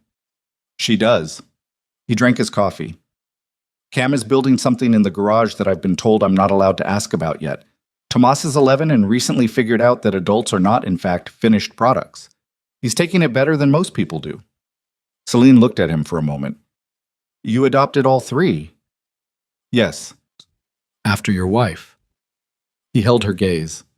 "After Dana?" "Yes." She was quiet for a moment, not the silence of someone who doesn't know what to say, but the silence of someone who is taking something seriously. "That's not a small thing," she said. "No." "Were they together before, the 3 of them?" "Cam and Lily are siblings in a same biological family, came into the system together. Tomas was separate. He was 9 when he came to us. Dana had been pushing for a 3rd before." He paused. "Before the accident, so when Tomas's situation came up, it seemed clear. How long after?" "Dana died in April. Tomas moved in October." He said it simply, the way he'd learned to say it. Not because it was simple, but because simplicity was how he'd learned to carry it without dropping everything else. "It was probably the best thing I did in that year. He needed somewhere to be, and we needed someone who needed us." Celine was looking at him with an expression that he couldn't categorize. It wasn't pity, which he'd become expert at identifying and which was absent here, and it wasn't admiration exactly, which always made him uncomfortable. It was something quieter, something that looked like recognition. "I had a chief of staff who came to visit me in the hospital after the crash," she said. "He stayed for 2 hours and then told me he was accepting a position with another company. He said—" She paused. "He said he wanted to be honest with me about his career priorities while I was figuring out mine." Jace looked at her. "He quit while you were in the hospital." He was very polite about it. Her voice was dry, but not all the way. Underneath the dryness was something that hadn't entirely healed. "Over the next 6 months, I had 3 more senior people make similar decisions. Some were more polite about it than others." "And the ones who stayed?" "The ones who stayed were mostly people who stayed for the company, not for me specifically, which is appropriate. That's what employees do. But it meant that the experience of the crash and recovery was—" She stopped, started again differently. "I went through the hardest thing I've ever been through without anyone to talk to who didn't either work for me or feel guilty about me." "Your mother," he said, remembering the missed calls he'd heard about in passing. "My mother calls twice a week and cries when she thinks I can't tell." She said it without bitterness, just as a fact. "She loves me enormously and has no idea what to do with who I am now. I think she's still waiting for me to recover into something closer to who I was before." "And who were you before?" She looked at him directly. "More or less the same, but with the ability to walk into a room unannounced and stand at a window and not have everyone in the room track my arrival across the floor." She paused. "The wheelchair doesn't bother me the way people assume it does. What bothers me is what it does to other people, and what I then have to manage on top of everything else." He nodded slowly. He understood that, not from the same place, but from the adjacent place of being someone who had experienced a loss so visible that it changed how every room responded to him for years after. The way people were careful, the way conversations had a slight lag in them, an extra beat of calculation, the way care could feel like surveillance. "The kids don't do that," he said. "Track you, I mean." She looked slightly puzzled. "I haven't met your kids?" "I know." He said it without elaborating. She looked at him for a moment and understood the implication without him needing to make it explicit, which was one of the things about her that he'd stopped being surprised by and had started simply appreciating. No, she said quietly. I don't imagine they would. They sat with that for a moment. Outside, Damon Avenue was doing its Saturday morning thing. Slow traffic, a woman walking two large dogs with the resigned expression of someone who had agreed to this before fully thinking it through. A delivery truck idling in a loading zone while the driver checked his phone. Chicago, between winter and spring. Not beautiful yet, but no longer brutal. The kind of morning that exists in the gap between one thing and the next. I want to offer you a position, Celine said. Director of Facilities Infrastructure. It's a legitimate role. I've been meaning to create it for 2 years because the gap in our maintenance oversight was a real operational problem even before I understood it was being exploited. It comes with a salary, benefits, an office that doesn't have a boiler in it. He looked at her. I know what you're going to say, she said. Do you? You're going to say you don't want an executive title, that it changes what you are in a way you're not interested in, that the arrangement we have works because it has a certain... She paused. Distance built into it. He was quiet for a moment. Is that what you think the distance is for? She held his gaze. Tell me what it's for. It's not for what you think. He turned his coffee cup in his hands. I'm not keeping distance because I'm not interested, Celine. I'm keeping it because you've had people in your life make decisions about who you need without asking. I didn't want to be another one of those people. The room was quiet enough that they could hear Desmond grinding beans behind the counter. She looked at him for a long time. He let her. And if I told you what I need, she said finally, then I'd listen, he said, and I'd tell you what I need. And we'd go from there like two people who are not sure what they're doing but are going to do it anyway. She looked at him. Something moved in her expression. Not the almost smile this time, not the approaching version. The actual thing. Quiet and real and slightly crooked, like something that hadn't been used in a while and was finding its way back.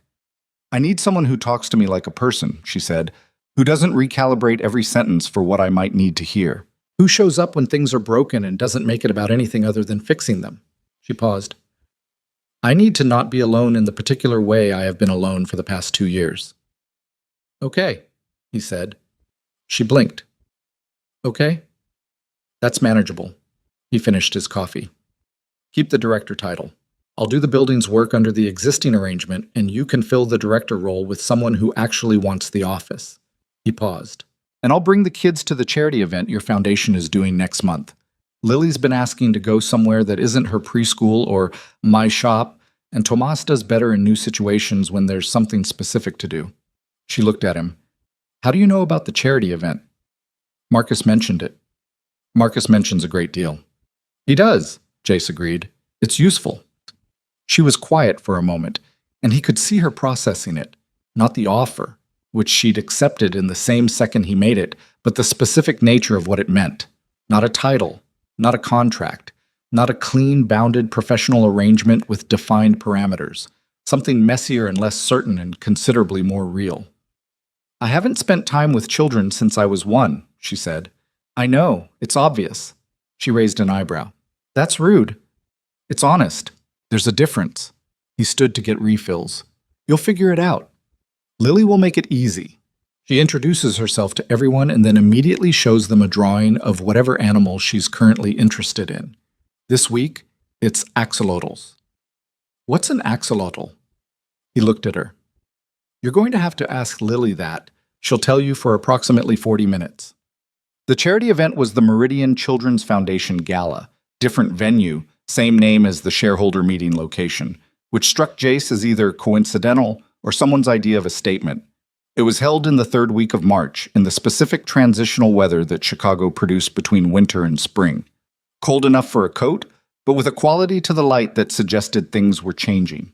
Celine had been asked to speak, as one of the foundation's major donors, and she had agreed months before the shareholder meeting, back when her calendar had been less complicated.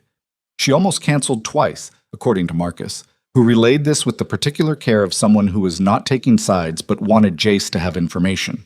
She didn't cancel. He brought all 3 kids. This required Carol, who came over at 4 in the afternoon to help with what she described as the production phase. Getting 3 children into appropriate clothing without casualties. Lily had opinions about her dress that required 40 minutes to resolve. Cam wore his good jeans without complaint, but kept wandering back to the garage until Jace physically collected him. Tomas, who understood the stakes better than his younger siblings, was ready on time and spent the waiting period watching the others with an expression that was half exasperation and half fondness. "Who is she?" Tomas asked while they were in the truck heading downtown. He asked it in the careful, precise way of an 11-year-old who had been thinking about a question for a while before deciding to ask it. "A client," Jay said. "A client we're going to a fancy event for. She invited us. It's a charity thing, for kids who've lost parents." Tomas was quiet for a moment.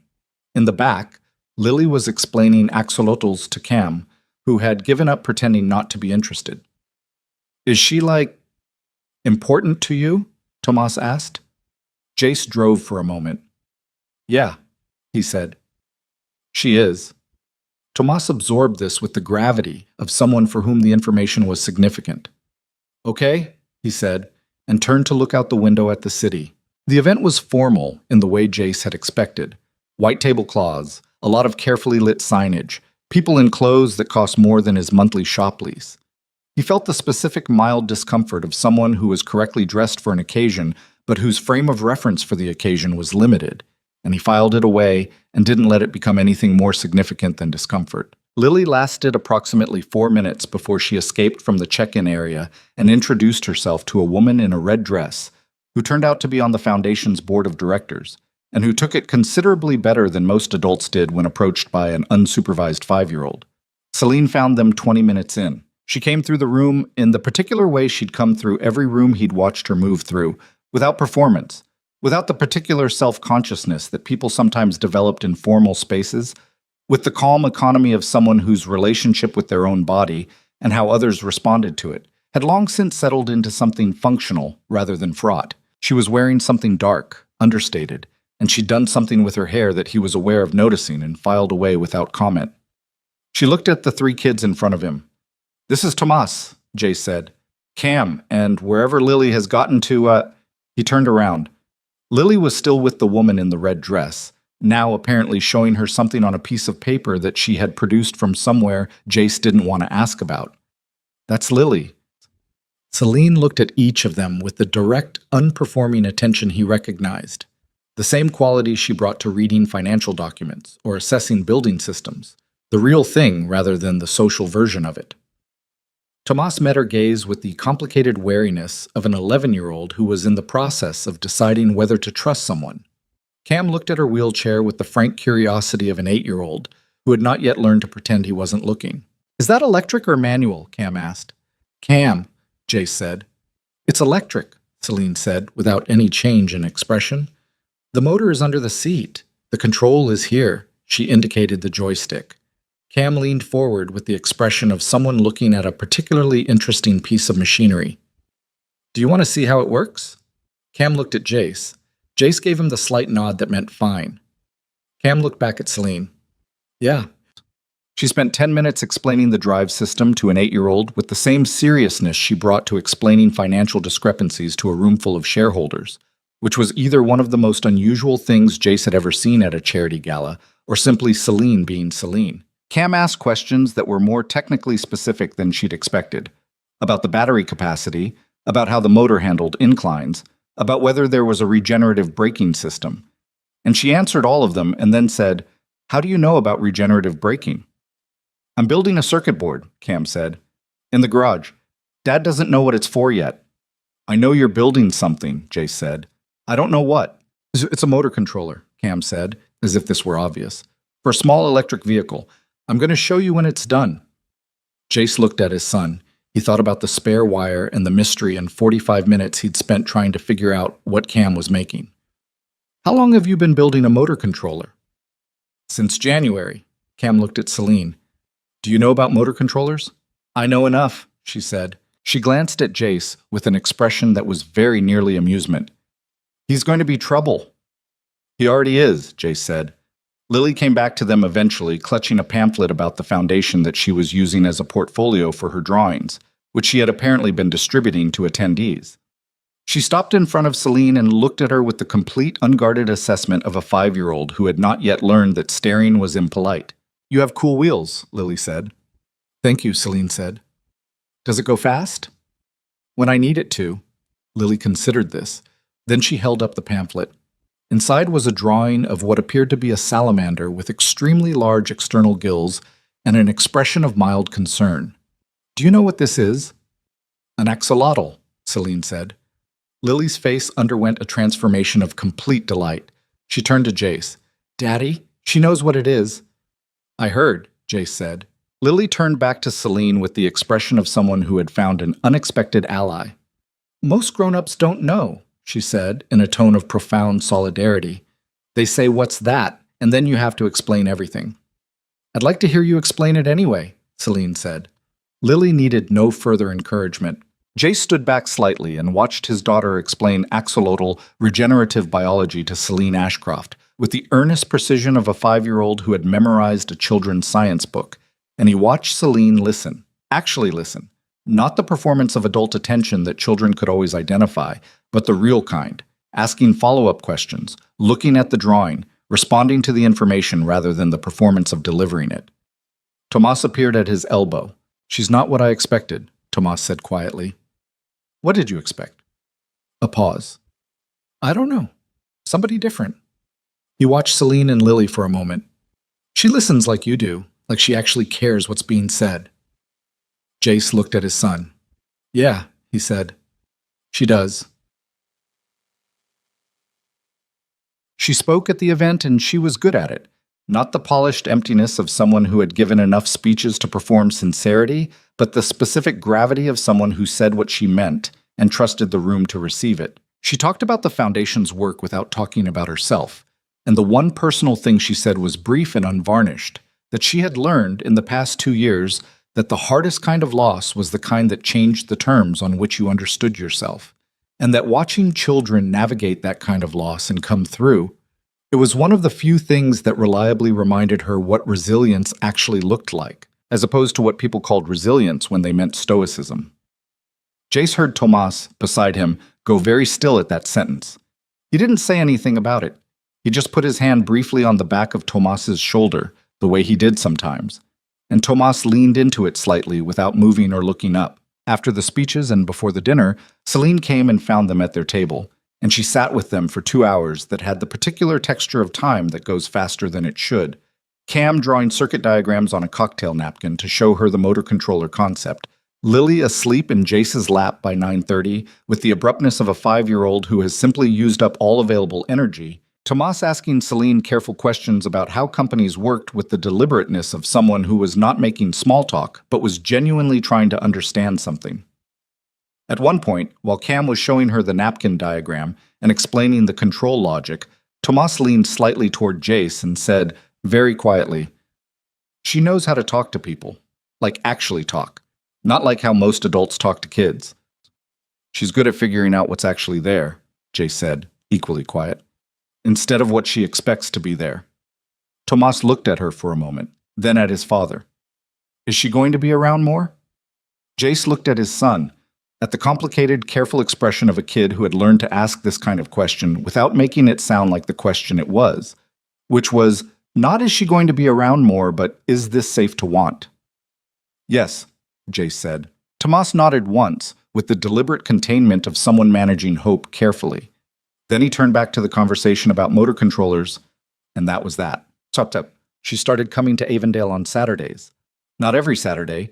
Her schedule did not permit every Saturday, and she was honest about that rather than making promises she'd have to revise. But most Saturdays, by mid-April, her car would pull up in front of the house on the street with the oak tree that still hadn't leafed out yet, and the neighbor's lawn ornament that Lily had named Gerald, and she would come in with the matter-of-fact ease of someone who had decided a place was safe and stopped performing her arrival.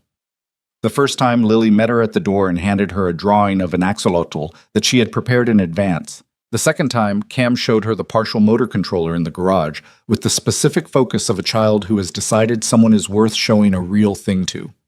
The third time, Tomas, who had been operating on a careful policy of friendly neutrality, came into the kitchen where she and Jace were drinking coffee and sat down and said, without preamble, "Can I ask you something about the fraud case? For school, we're doing a thing on business ethics." Celine looked at him. "Yes, like, did you know something was wrong before Jace found the devices?" "I suspected something was wrong," she said. I had evidence that something was wrong. I didn't have a way to make it visible enough to act on. Why not?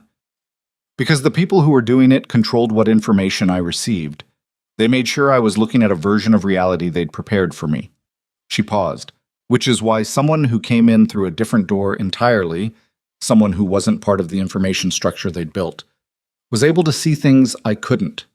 Tomas thought about that. So it mattered that he was an outsider. It mattered that he was looking at the actual systems instead of the reports about the systems. She glanced at Jace. There's a difference. Tomas looked at his father with an expression that Jace couldn't entirely read, but that felt significant. Yeah, Tomas said. There is. He stood up. Thanks. He took an apple from the bowl on the counter and went back upstairs, and that was the end of the business ethics consultation. Celine looked at Jace. He's going to be all right, she said. I know. He refilled her coffee. He's been all right for a while. He just doesn't fully believe it yet. She was quiet for a moment. I understand that, she said. He looked at her. He understood that she meant it, not as a metaphor, not as empathy speak, but as a literal statement about her own experience.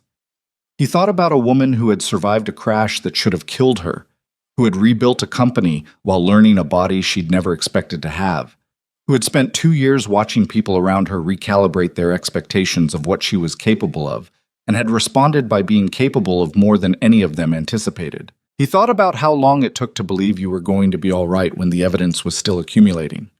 You will be too, he said, in case that's still a question.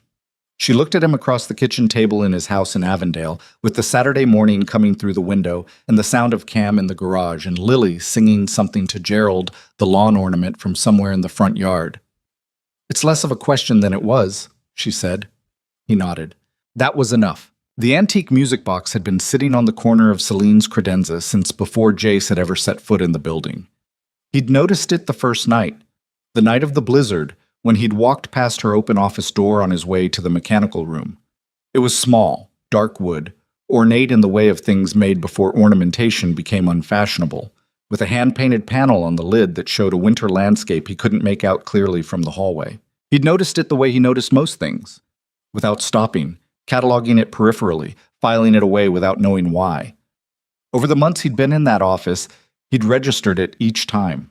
It was always in the same position, always closed, always with a quality of deliberate stillness that distinguished it from the other objects on the credenza. The framed documents, the small succulent that Celine forgot to water and then remembered in bursts, the external drive she kept meaning to label. Everything else on that surface was functional or incidental. The music box was neither. He asked about it on a Tuesday afternoon in late May, when he was in the office recalibrating a thermostat sensor, and Celine was at her desk working through what appeared to be a dense legal document with the focused attention of someone who had learned to read very boring things very quickly. The box on the credenza, he said. Does it work? She looked up. No. A pause. It hasn't worked since I had it. My grandmother left it to me. It worked when she had it. Something happened in the move, and I've never had it looked at. What kind of mechanism? She looked at him for a moment. I have no idea. I assumed it was beyond repair. It's been sitting there for 6 years. He crossed to the credenza and picked it up. It was heavier than he expected. Dense hardwood, probably walnut, with brass fittings at the corners. He opened the lid. The interior was lined with faded burgundy velvet, and the mechanism was there, a cylinder and comb assembly, the classic design, with a small hand-painted note on the inside lid in a handwriting that was not Celine's. For when you need to hear something beautiful. Beneath that, in the same hand, Paralyzed. He tilted the cylinder slightly and looked at the pins. Several were bent. One of the comb tines was misaligned, sitting at an angle that would prevent it from vibrating correctly. The spring looked intact. It's not beyond repair, he said. She was watching him from her desk with an expression that had stopped being about the thermostat sensor. You can fix a music box. I can fix mechanical things. A music box is a mechanical thing. He set it down carefully. I'd need to take it to the shop. I don't have the tools for comb work here, but yes. She looked at the box. He could see something move in her face. Not the armor shifting, but something underneath the armor. Something older and quieter than the professional composure she wore in this room. My grandmother used to play it every Sunday morning, she said, before anyone else in the house was awake. I used to come downstairs and find her at the kitchen table, and she'd have the box open and she'd just be sitting with her coffee listening to it. She paused. I haven't heard it play since I was 14. He picked the box up again. I'll bring it back when it's done. She nodded without saying anything else, and he was fairly certain that if he'd looked at her directly at that moment, he would have seen something she'd prefer he didn't. So he didn't look, just carried the box to where his bag was and set it down carefully and went back to the thermostat. It took him 3 weeks. Not because the repair was especially complicated.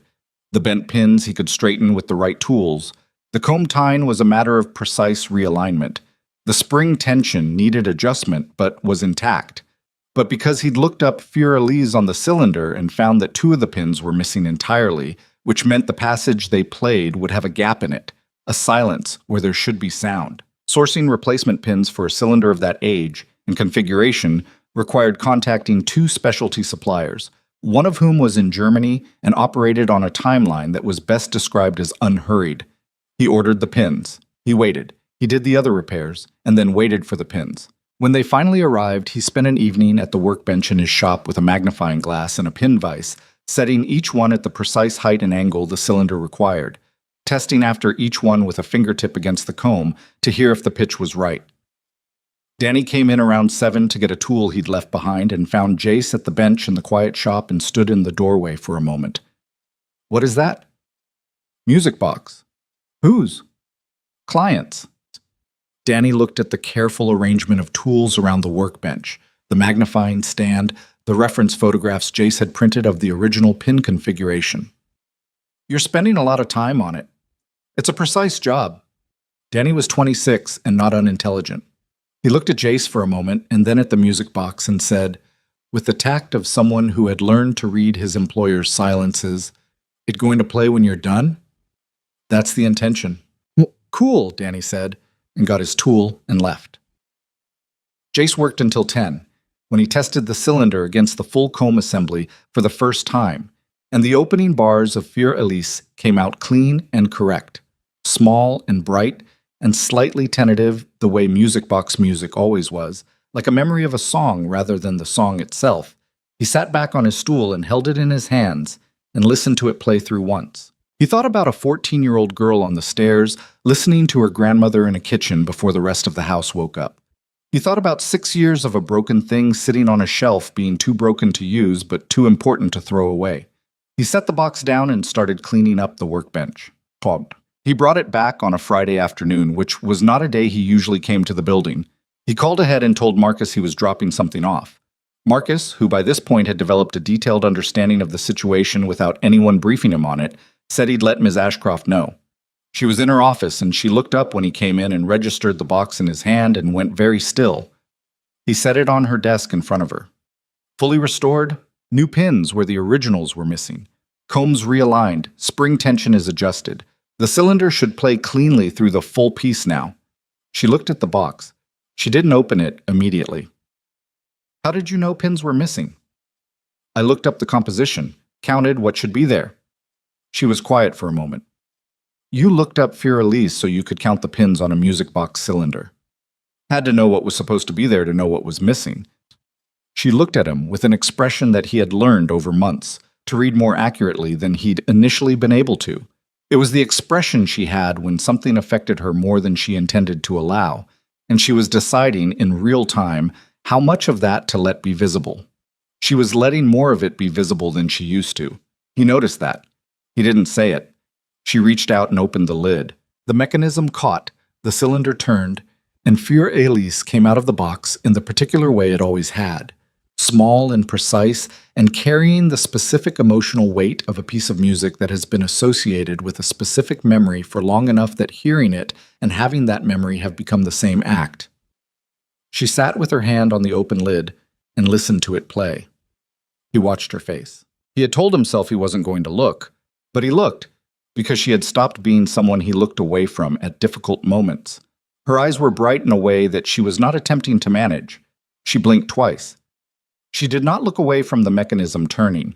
When it finished its cycle, she closed the lid gently, The way you close something you understand is fragile, not because it's made of fragile material, but because of what it contains. Thank you, she said. Her voice was even, mostly. It's a good mechanism, he said. Once the pins were right, it wanted to play. Some things are just waiting for what's missing. She looked at him. He hadn't meant it to come out the way it sounded, or maybe he had. He wasn't entirely sure, which was itself unusual for him. He was generally sure about what he meant. He knelt beside her chair. The floor of her office was good hardwood, and his knees were 32 years old and had a combined history of concrete floors and metal grating that made kneeling a thing he noticed but didn't complain about. He knelt, and he was at eye level with her, which was different from the geography of most of their conversations. She looked at him. Close up, without a desk between them, she looked exactly like what she was. A person who had been through a great deal and was still here. I heard what you whispered that night, he said. The room changed. He watched it happen in her face. First, the comprehension of what he meant, which arrived immediately because she was not a person who needed things explained twice, and then a visible heat in her face that he had never seen before, a color in her cheeks that she could not control and was not trying to, and something almost physical in the way her expression shifted. The exact quality of exposure that comes when something you said in the dark, something you were certain disappeared into the air, turns out to have been heard. Which night? She said, though she knew. The blizzard. She looked at her hands. I thought... She stopped. I thought you were in the mechanical room. I'd finished. I was packing up. He kept his voice level. Not because the moment didn't warrant something other than level, but because level was what she needed. Something that held its shape while she found hers. The hall carried the sound. I heard you. She was quiet for a long moment. He waited. I'm not going to apologize for it, she said finally. She looked up at him. Her jaw was set in the way it set when she had decided something. I meant it. I was tired and I was alone and I said something true that I had no intention of anyone hearing, but it was true. I know it was true, he said. You didn't say anything, that night or any of the nights after. All these months, you weren't ready, and neither was I. He paused, and I wasn't sure that what I'd heard was an invitation. I wasn't going to treat it like one until I was sure. She looked at him. What changed? He thought about Saturdays in Avondale, about Lily drawing axolotls for her and Cam explaining motor controllers, and Tomas asking careful questions, and then going back upstairs with an apple, managing his hope with the precision of a kid who'd learned what happened when hope wasn't managed carefully. He thought about the charity event and the coffee on Damon and the 14 months of network intercept data and the things she'd said at the foundation dinner about the hardest kind of loss being the kind that changed the terms on which you understood yourself. He thought about Dana and her too-strong tea and the mug on the left side of the sink. I understood what I was deciding, he said. It took me a while, but I understand it now. He held her gaze. I'm not someone who moves fast on things that matter. I've noticed, she said, and it was dry and warm at the same time, the specific combination that was entirely hers. He took her hand. He did it the way he did most things. Without announcement, without theater, just the direct act of reaching for something he'd decided he was going to reach for. Her hand was in both of his, and she looked at it, and then at him, and she said very quietly, I still wish you were mine.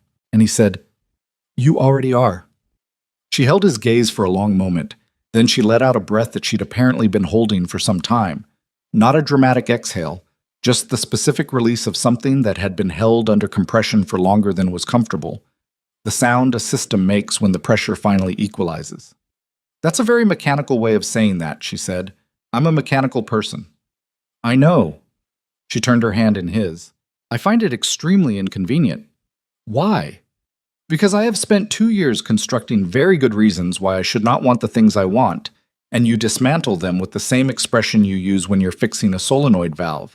Like it's simply a problem with an answer, and you can't quite understand why nobody fixed it sooner. He almost smiled. Is that a complaint? It's an observation. She looked at him steadily. I'm going to need you to understand that I'm not easy, Jace. I don't mean that as a warning to make you reconsider. I mean it as a fact you should have complete information about.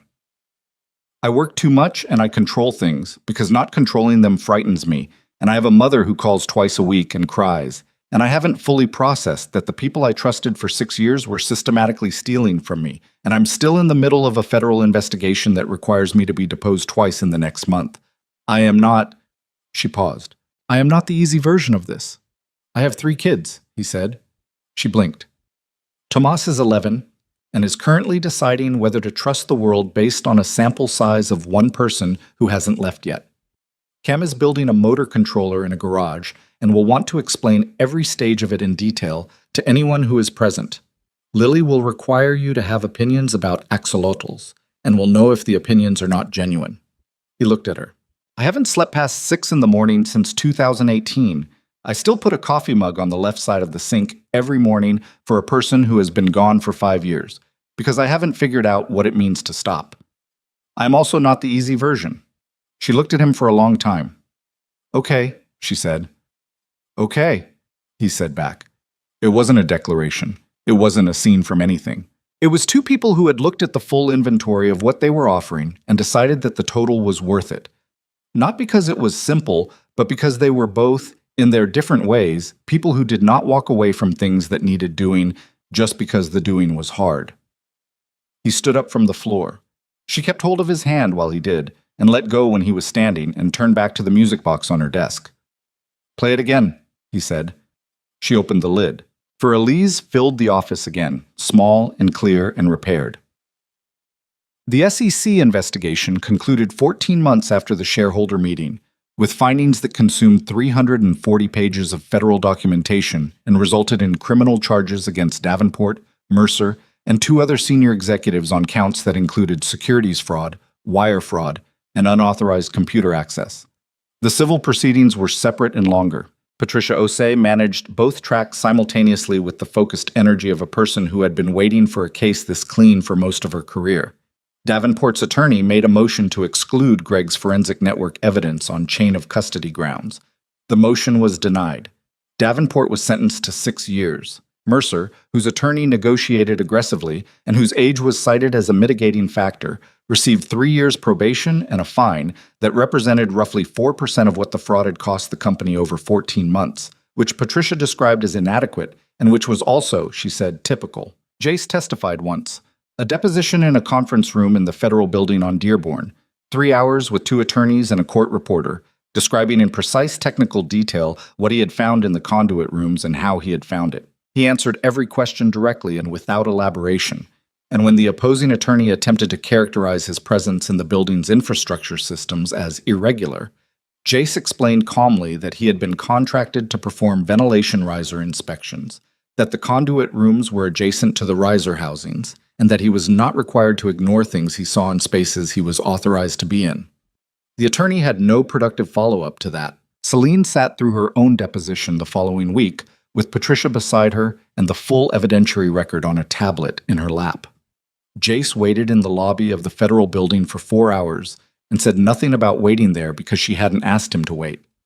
When she came out, she looked like someone who had spent 4 hours being very precisely controlled and was now releasing control in increments, the way pressure releases through a relief valve rather than all at once. He handed her a coffee he'd gotten from the cart in the lobby. She took it without saying anything, and they walked out into the October afternoon side by side. "How was it?" he asked. "Long," she said. "Thorough. The opposing counsel was very interested in the timeline of when I first suspected discrepancies." She drank the coffee. It was probably bad. She didn't mention it. Patricia says the deposition went well. Patricia's definition of well is that no one said anything that will hurt us in court. Did anyone say anything that will hurt you in court? No. Then it went well. She looked at him sideways. You have a very streamlined approach to litigation. I have a streamlined approach to most things. I know. A pause. It used to frustrate me. Now I find it useful. High praise. From me, she said, yes. The idea for the foundation had been Celine's, but the shape it took came from a conversation that happened on a Saturday morning in Avondale in late autumn, around the kitchen table, with Tomas. He was 12 by then, had turned 12 in September, with a birthday dinner that he'd asked to be small, and that was small, just the 5 of them, plus Carol, and a chocolate cake that Celine had not made herself, but had selected with the specific research intensity she brought to everything. consulting Jace about Tomas's preferences a week in advance, and arriving with a cake from a bakery in Ukrainian village that Tomas had mentioned once, in passing, 3 months earlier, in a way that told Jace she had been paying attention in the way she paid attention to financial documents and building systems, not recording for record's sake, but because the information mattered. Tomas had looked at the cake and then at her and said, "You remembered that." "You mentioned it," she said. "I mentioned it like once." "I know." He'd looked at her for a moment with that expression, the one where he was deciding something about whether to believe in something, and then he'd looked at the cake and said, "Can we eat it now, or do we have to sing first?" "We can do whatever you want," Celine said. "It's your birthday." "Then now," he said with considerable relief. The foundation conversation happened 6 weeks after the birthday, on a Saturday morning while Cam was in the garage and Lily was constructing something elaborate with couch cushions in the living room. Tomas had come into the kitchen with a printout, a school assignment on nonprofit organizations, which required him to interview someone who worked in the nonprofit sector. He'd asked Celine, which was the kind of thing he'd started doing, asking her for specific things rather than waiting to see if she'd offer. "What does a foundation actually do?" he asked. "Like, practically, not the website version." Celine looked at him. The website version and the practical version should be the same thing. When they're not, that's usually a sign something is wrong with the organization. She thought for a moment. A foundation takes resources, money, capacity, expertise, and applies them to a problem that the market doesn't solve on its own, because there's no profit in solving it. What problem does yours solve? Currently, the Meridian Foundation funds mobility research and provides accessibility technology to people who can't afford it. Wheelchairs, adaptive devices, exoskeleton systems for people with spinal injuries. How do you know which people to help? We have a grant application process, medical need, financial need, but how do you know who doesn't apply? He said. The people who don't know it exists or don't think they qualify. Celine was quiet for a moment. She looked at the 12-year-old across the table with the expression she had when she was recalibrating something. "That's a real gap," she said. "Outreach. Most foundations are better at processing applications than finding the people who should be applying." Tomas shrugged. Kids in care don't apply for things because they've learned that applying for things usually doesn't work. He said it factually, the way he said things that came from his own experience. Not with performance, not seeking a reaction, just stating what he knew. If you want to help kids who lost their families, you have to go where those kids are. You can't wait for them to come to you. Jace watched Celine take this in. He watched her sit with it the way she sat with information that was rearranging something in her thinking. "What would that look like?" she said. "Practically." Tomas thought about it. "You'd have to go to the group homes, the shelters, the schools with high foster placement rates. You'd have to show up in person so kids could see that the thing exists and that it's for them." He paused. "Like someone showing up in person instead of waiting to be called." Jace looked at his coffee cup. Celine looked at Tomas for a long moment. "Would you want to be involved in designing that outreach?" "Practically. Not theoretically." Tomas looked at her with a suspicion that was also, underneath it, the specific alertness of someone who was very interested but did not want to be caught being very interested. "What would that mean?" "It would mean I need someone who understands the gap from the inside, and you clearly do." She said it without condescension, without the softening that adults put on things when they were adjusting their expectations for a child. She said it the way she said things she meant. "It's real work. I'd pay you for it." Tomas blinked. "Pay me?" Consultant rate for a minor is lower than for an adult, for legal reasons, but yes, real compensation for real work. He looked at his father. Jace kept his expression neutral, which took some effort. "Okay," Tomas said. "Yeah." He looked back at his printout. "Can I also use this for the school assignment?" "Yes," Celine said. "Cool." He got up, took his printout, and left the kitchen. They heard him on the stairs, and then the sound of his door, not closed all the way. Jace looked at Celine. "That was good," he said. "He's right," she said, "about the gap. I've been looking at the Foundation's reach statistics, and the application numbers have always felt low relative to the population we're supposedly serving." She was already thinking, he could see it. The same quality of attention she brought to balance sheets and building systems, turning on something new. If we restructured the outreach model around direct placement, actually going to where kids in the system are, we could probably triple the reach in the first year. He's 12, Jace said. You're going to pay him consultant rates. He identified a genuine strategic gap in about 40 seconds. She looked at him. What would you pay for that? He didn't have an answer for that, so he refilled her coffee instead. Maud. The exoskeleton came in January. It was not, as these things were sometimes described in press releases, a miracle. It was a piece of sophisticated engineering that Celine's company had been developing for 2 years as part of its mobility technology division, a product line she had redirected significant R&D investment toward after the board restructuring, with the specific focus of someone who understood both the technical requirements and the user experience from the inside. She had been working with the prototype in her rehabilitation sessions for 4 months before the production model was ready, and she told Jace about it on a Saturday morning in December with the matter-of-fact precision she brought to things she was privately more affected by than she let on. They expect full upright mobility in controlled environments by February, she said. I won't be able to walk independently. The exoskeleton handles the motor function. I give it the intent. It executes the movement. In uneven terrain or over long distances, I'll still use the chair. It's not a cure. She said the last part with the specific firmness of someone who had already had a version of this conversation with her mother and didn't want to have it again with different expectations. It's an addition, not a replacement. Okay, he said. My mother is going to cry. Your mother cries when she's happy too. I know. It's difficult to calibrate. She held her coffee cup. I wanted you to understand what it is before you saw it. So the first time you saw me use it, you weren't reacting to something you hadn't been prepared for. He looked at her.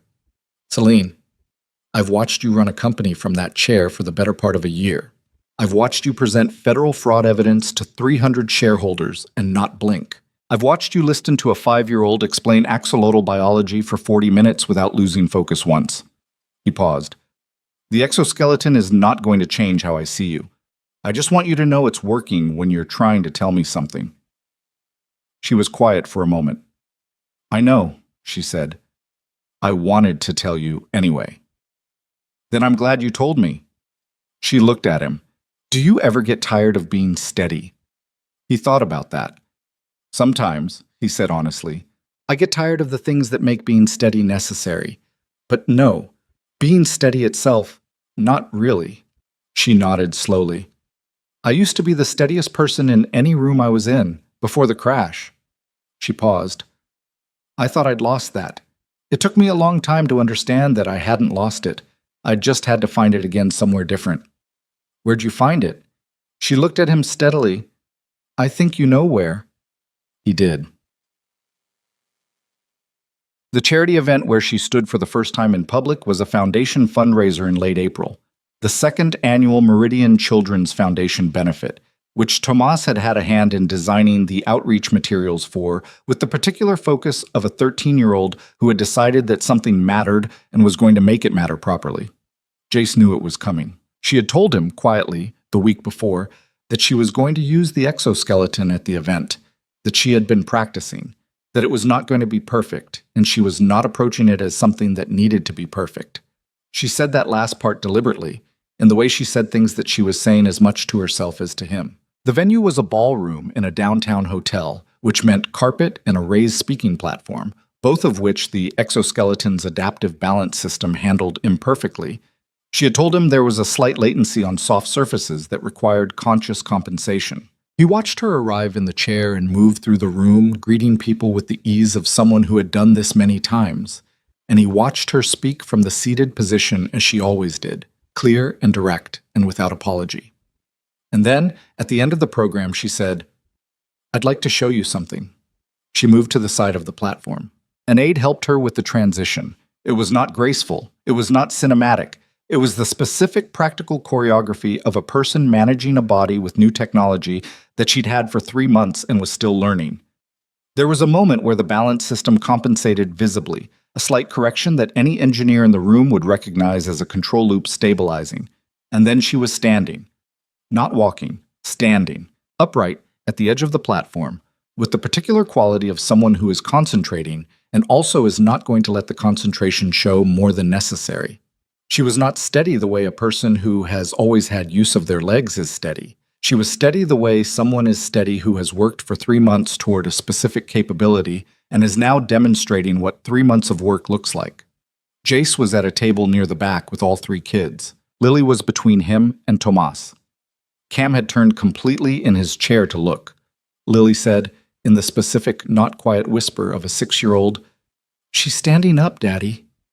"She is," he said. "Is that her new chair?" "It's something different. It helps her legs." Lily watched for a moment. "Does it hurt?" "I don't think so." "She looks—" Lily searched for the word with the seriousness she brought to finding the right word for things. "She looks like she's trying really hard." "She is," Jay said. "But she's doing it." "Yeah," he said. "She is." Tomas, beside him, said nothing. He watched Celine standing at the edge of the platform in front of 300 people, and his face had the expression that Jace had been learning to read over 3 years. The one that appeared when Tomas was feeling something that he hadn't yet decided whether to name. After the event, when the crowd had thinned and the kids were playing some invented game in the corner of the ballroom with the children of 2 other Foundation board members, Celine found Jace near the windows, and they stood. She in the chair again, the exoskeleton packed away, the practical reality of a long evening reasserting itself, and looked at the city lights below. "Lily said you were trying really hard," he said. "I heard her." A pause. "She's right. She's usually right." Jace. She said his name the way she said it when she was about to say something she'd been thinking about for a while. "I want to restructure the Foundation." He looked at her. Not the mission, the structure. She turned the chair slightly toward him. "I want to fold the Mobility Technology Division into the Foundation's umbrella. Make the commercial research arm serve the nonprofit mission directly. Products that generate revenue fund research that helps people who can't pay. The exoskeleton technology we developed should be available to people who could never afford it on the commercial market. That changes your revenue model substantially. I know, Patricia thinks it's financially aggressive. Our new CFO thinks it's manageable if we structure it correctly." She paused. "I've been in this chair for 2.5 years. I have more resources than I will ever use personally. If the technology that helps me stand up is only available to people who have my resources, then it's not really a solution. It's a product." He was quiet for a moment. "Tomas is going to say he told you so." "Tomas is going to be insufferable about it," she agreed. "He's earned it." "What do you need from me?" She looked at him. There it was again. That look, the real one. "Come to the board meeting when we present it, not in a professional capacity, just—" She paused. "I work better when I know you're in the room." He understood this. He had come to understand a great many things about her in a 1.5 years, and this was one of them. Not that she needed him to perform, not that his presence changed what she was capable of, but that having someone in the room who was there for her rather than for the outcome was a different kind of support than she'd had before, and she had learned to value it without making it into something she was ashamed of needing. "I'll be there," he said. She nodded. Then she looked past him at the 3 kids in the corner who had recruited the other children into what appeared to be an elaborate floor-based obstacle course made of cocktail napkins and chair legs, with Lily adjudicating from a position of considerable authority. "We should probably retrieve them before they dismantle anything structural," she said. "Cam's been looking at the stage rigging for 20 minutes, Jace said. "That's a concern." "I'll handle Cam. You get Lily before she reorganizes the entire room." He almost smiled. She almost smiled back. They went to collect their children.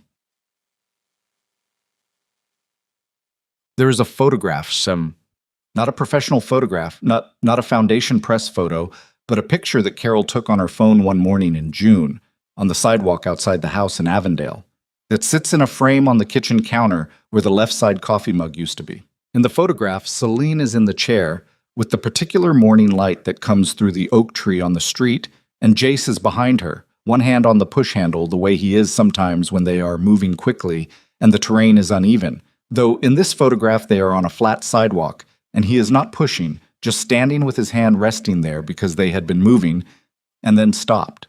3 kids are ahead of them on the sidewalk.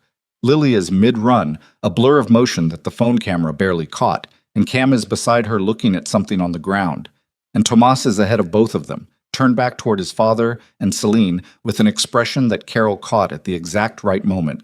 The expression of a 13-year-old who has let himself believe in something and has stopped being afraid of being caught believing it. It is not a perfect photograph. The exposure is slightly off, Jace's face is partially in shadow, and there is a city trash can in the background that nobody noticed until the photo was taken. Jace put it in a frame anyway because the imperfect ones were usually the real ones. He told Celine about the mug. Not the morning of the photograph, not at some constructed moment, but on an ordinary evening in July when they were in the kitchen after the kids were in bed. She had stayed for dinner, which she did most Sundays now, with the comfortable regularity of a presence that had stopped needing to be explained or managed. He was washing dishes and she was at the table with her laptop, half working and half not. And he turned around to say something about whether she wanted more coffee. And he looked at the counter and the frame with the photograph was there, and the mug wasn't where it used to be because he'd moved it when he put the frame up. He stood for a moment with a dish towel in his hand. "I used to keep a mug on the left side of the counter," he said. She looked up from the laptop. She waited. "For Dana." He said it simply. "I moved it when I put the photograph up. I've been thinking about it since." He paused. "I want you to know that it wasn't—" He stopped, found the right words. "She was real. What we had was real. I'm not replacing it. I don't think you could replace something like that even if you tried." Celine was quiet. "But I put the photograph up," he said. "I want you to know I know what that means. That I know what I'm doing. Because you said you needed someone with complete information." She looked at him for a long moment. In the specific quiet of a house with sleeping children and a July night outside and the small, ordinary sounds of a kitchen, she looked at him and he looked back. "I know you know what you're doing," she said. "You always know what you're doing. It's occasionally exhausting. You've mentioned." "I'm not replacing her either," Celine said. "I'm not in the business of replacing things. I'm in the business of building things that didn't exist before." She paused. "That's what we're doing. Building something that didn't exist before. It doesn't have to be defined by what it isn't." He stood with the dish towel and looked at her. "You're very smart," he said. "I know." She turned back to the laptop. "Come sit down. I want to show you the foundation restructuring proposal and tell me if the language in Section 3 makes sense to someone who isn't a lawyer." He hung up the dish towel. He sat down at the table across from her. Outside, Chicago was warm and loud in the way of a July night. Distant traffic, someone's music 2 houses down, the specific fullness of a city in summer that felt like the opposite of that February night in a mechanical room when the storm was coming down sideways and the world had seemed very small and very white. He looked at the laptop screen. He read Section 3. "It makes sense," he said. "Change, facilitate, to support," in the second paragraph. It reads cleaner. "Done." She typed it. She glanced at him sideways. "See? Useful." "Glad to help." She closed the laptop most of the way. She looked at him across the table in his kitchen in Avondale, in the house with 3 sleeping children and a photograph on the counter and a music box on the credenza in an office 32 floors up that played Furelise cleanly now, every pin in place, nothing missing. "Jace?" "Yeah. I'm glad the elevator broke." He looked at her. He thought about an amber light on a building panel, about a blizzard that closed every road in the city, about a phone ringing at 9:30 at night while he was reading about a spider who had already decided to save someone. He thought about the things you couldn't plan and couldn't engineer and couldn't fix your way toward, the things that simply arrived in the worst weather at the least convenient time and turned out to be exactly what was needed. "Me too," he said. Outside, the city kept going the way cities do, loud and indifferent and full of people making decisions in the dark that would turn out to matter more than they knew. And in a kitchen on a street in Avondale, 2 people who had each survived the hardest versions of themselves sat at a table in the warm, ordinary light and did not need the moment to be anything other than what it was, which was enough, which was, it turned out, everything.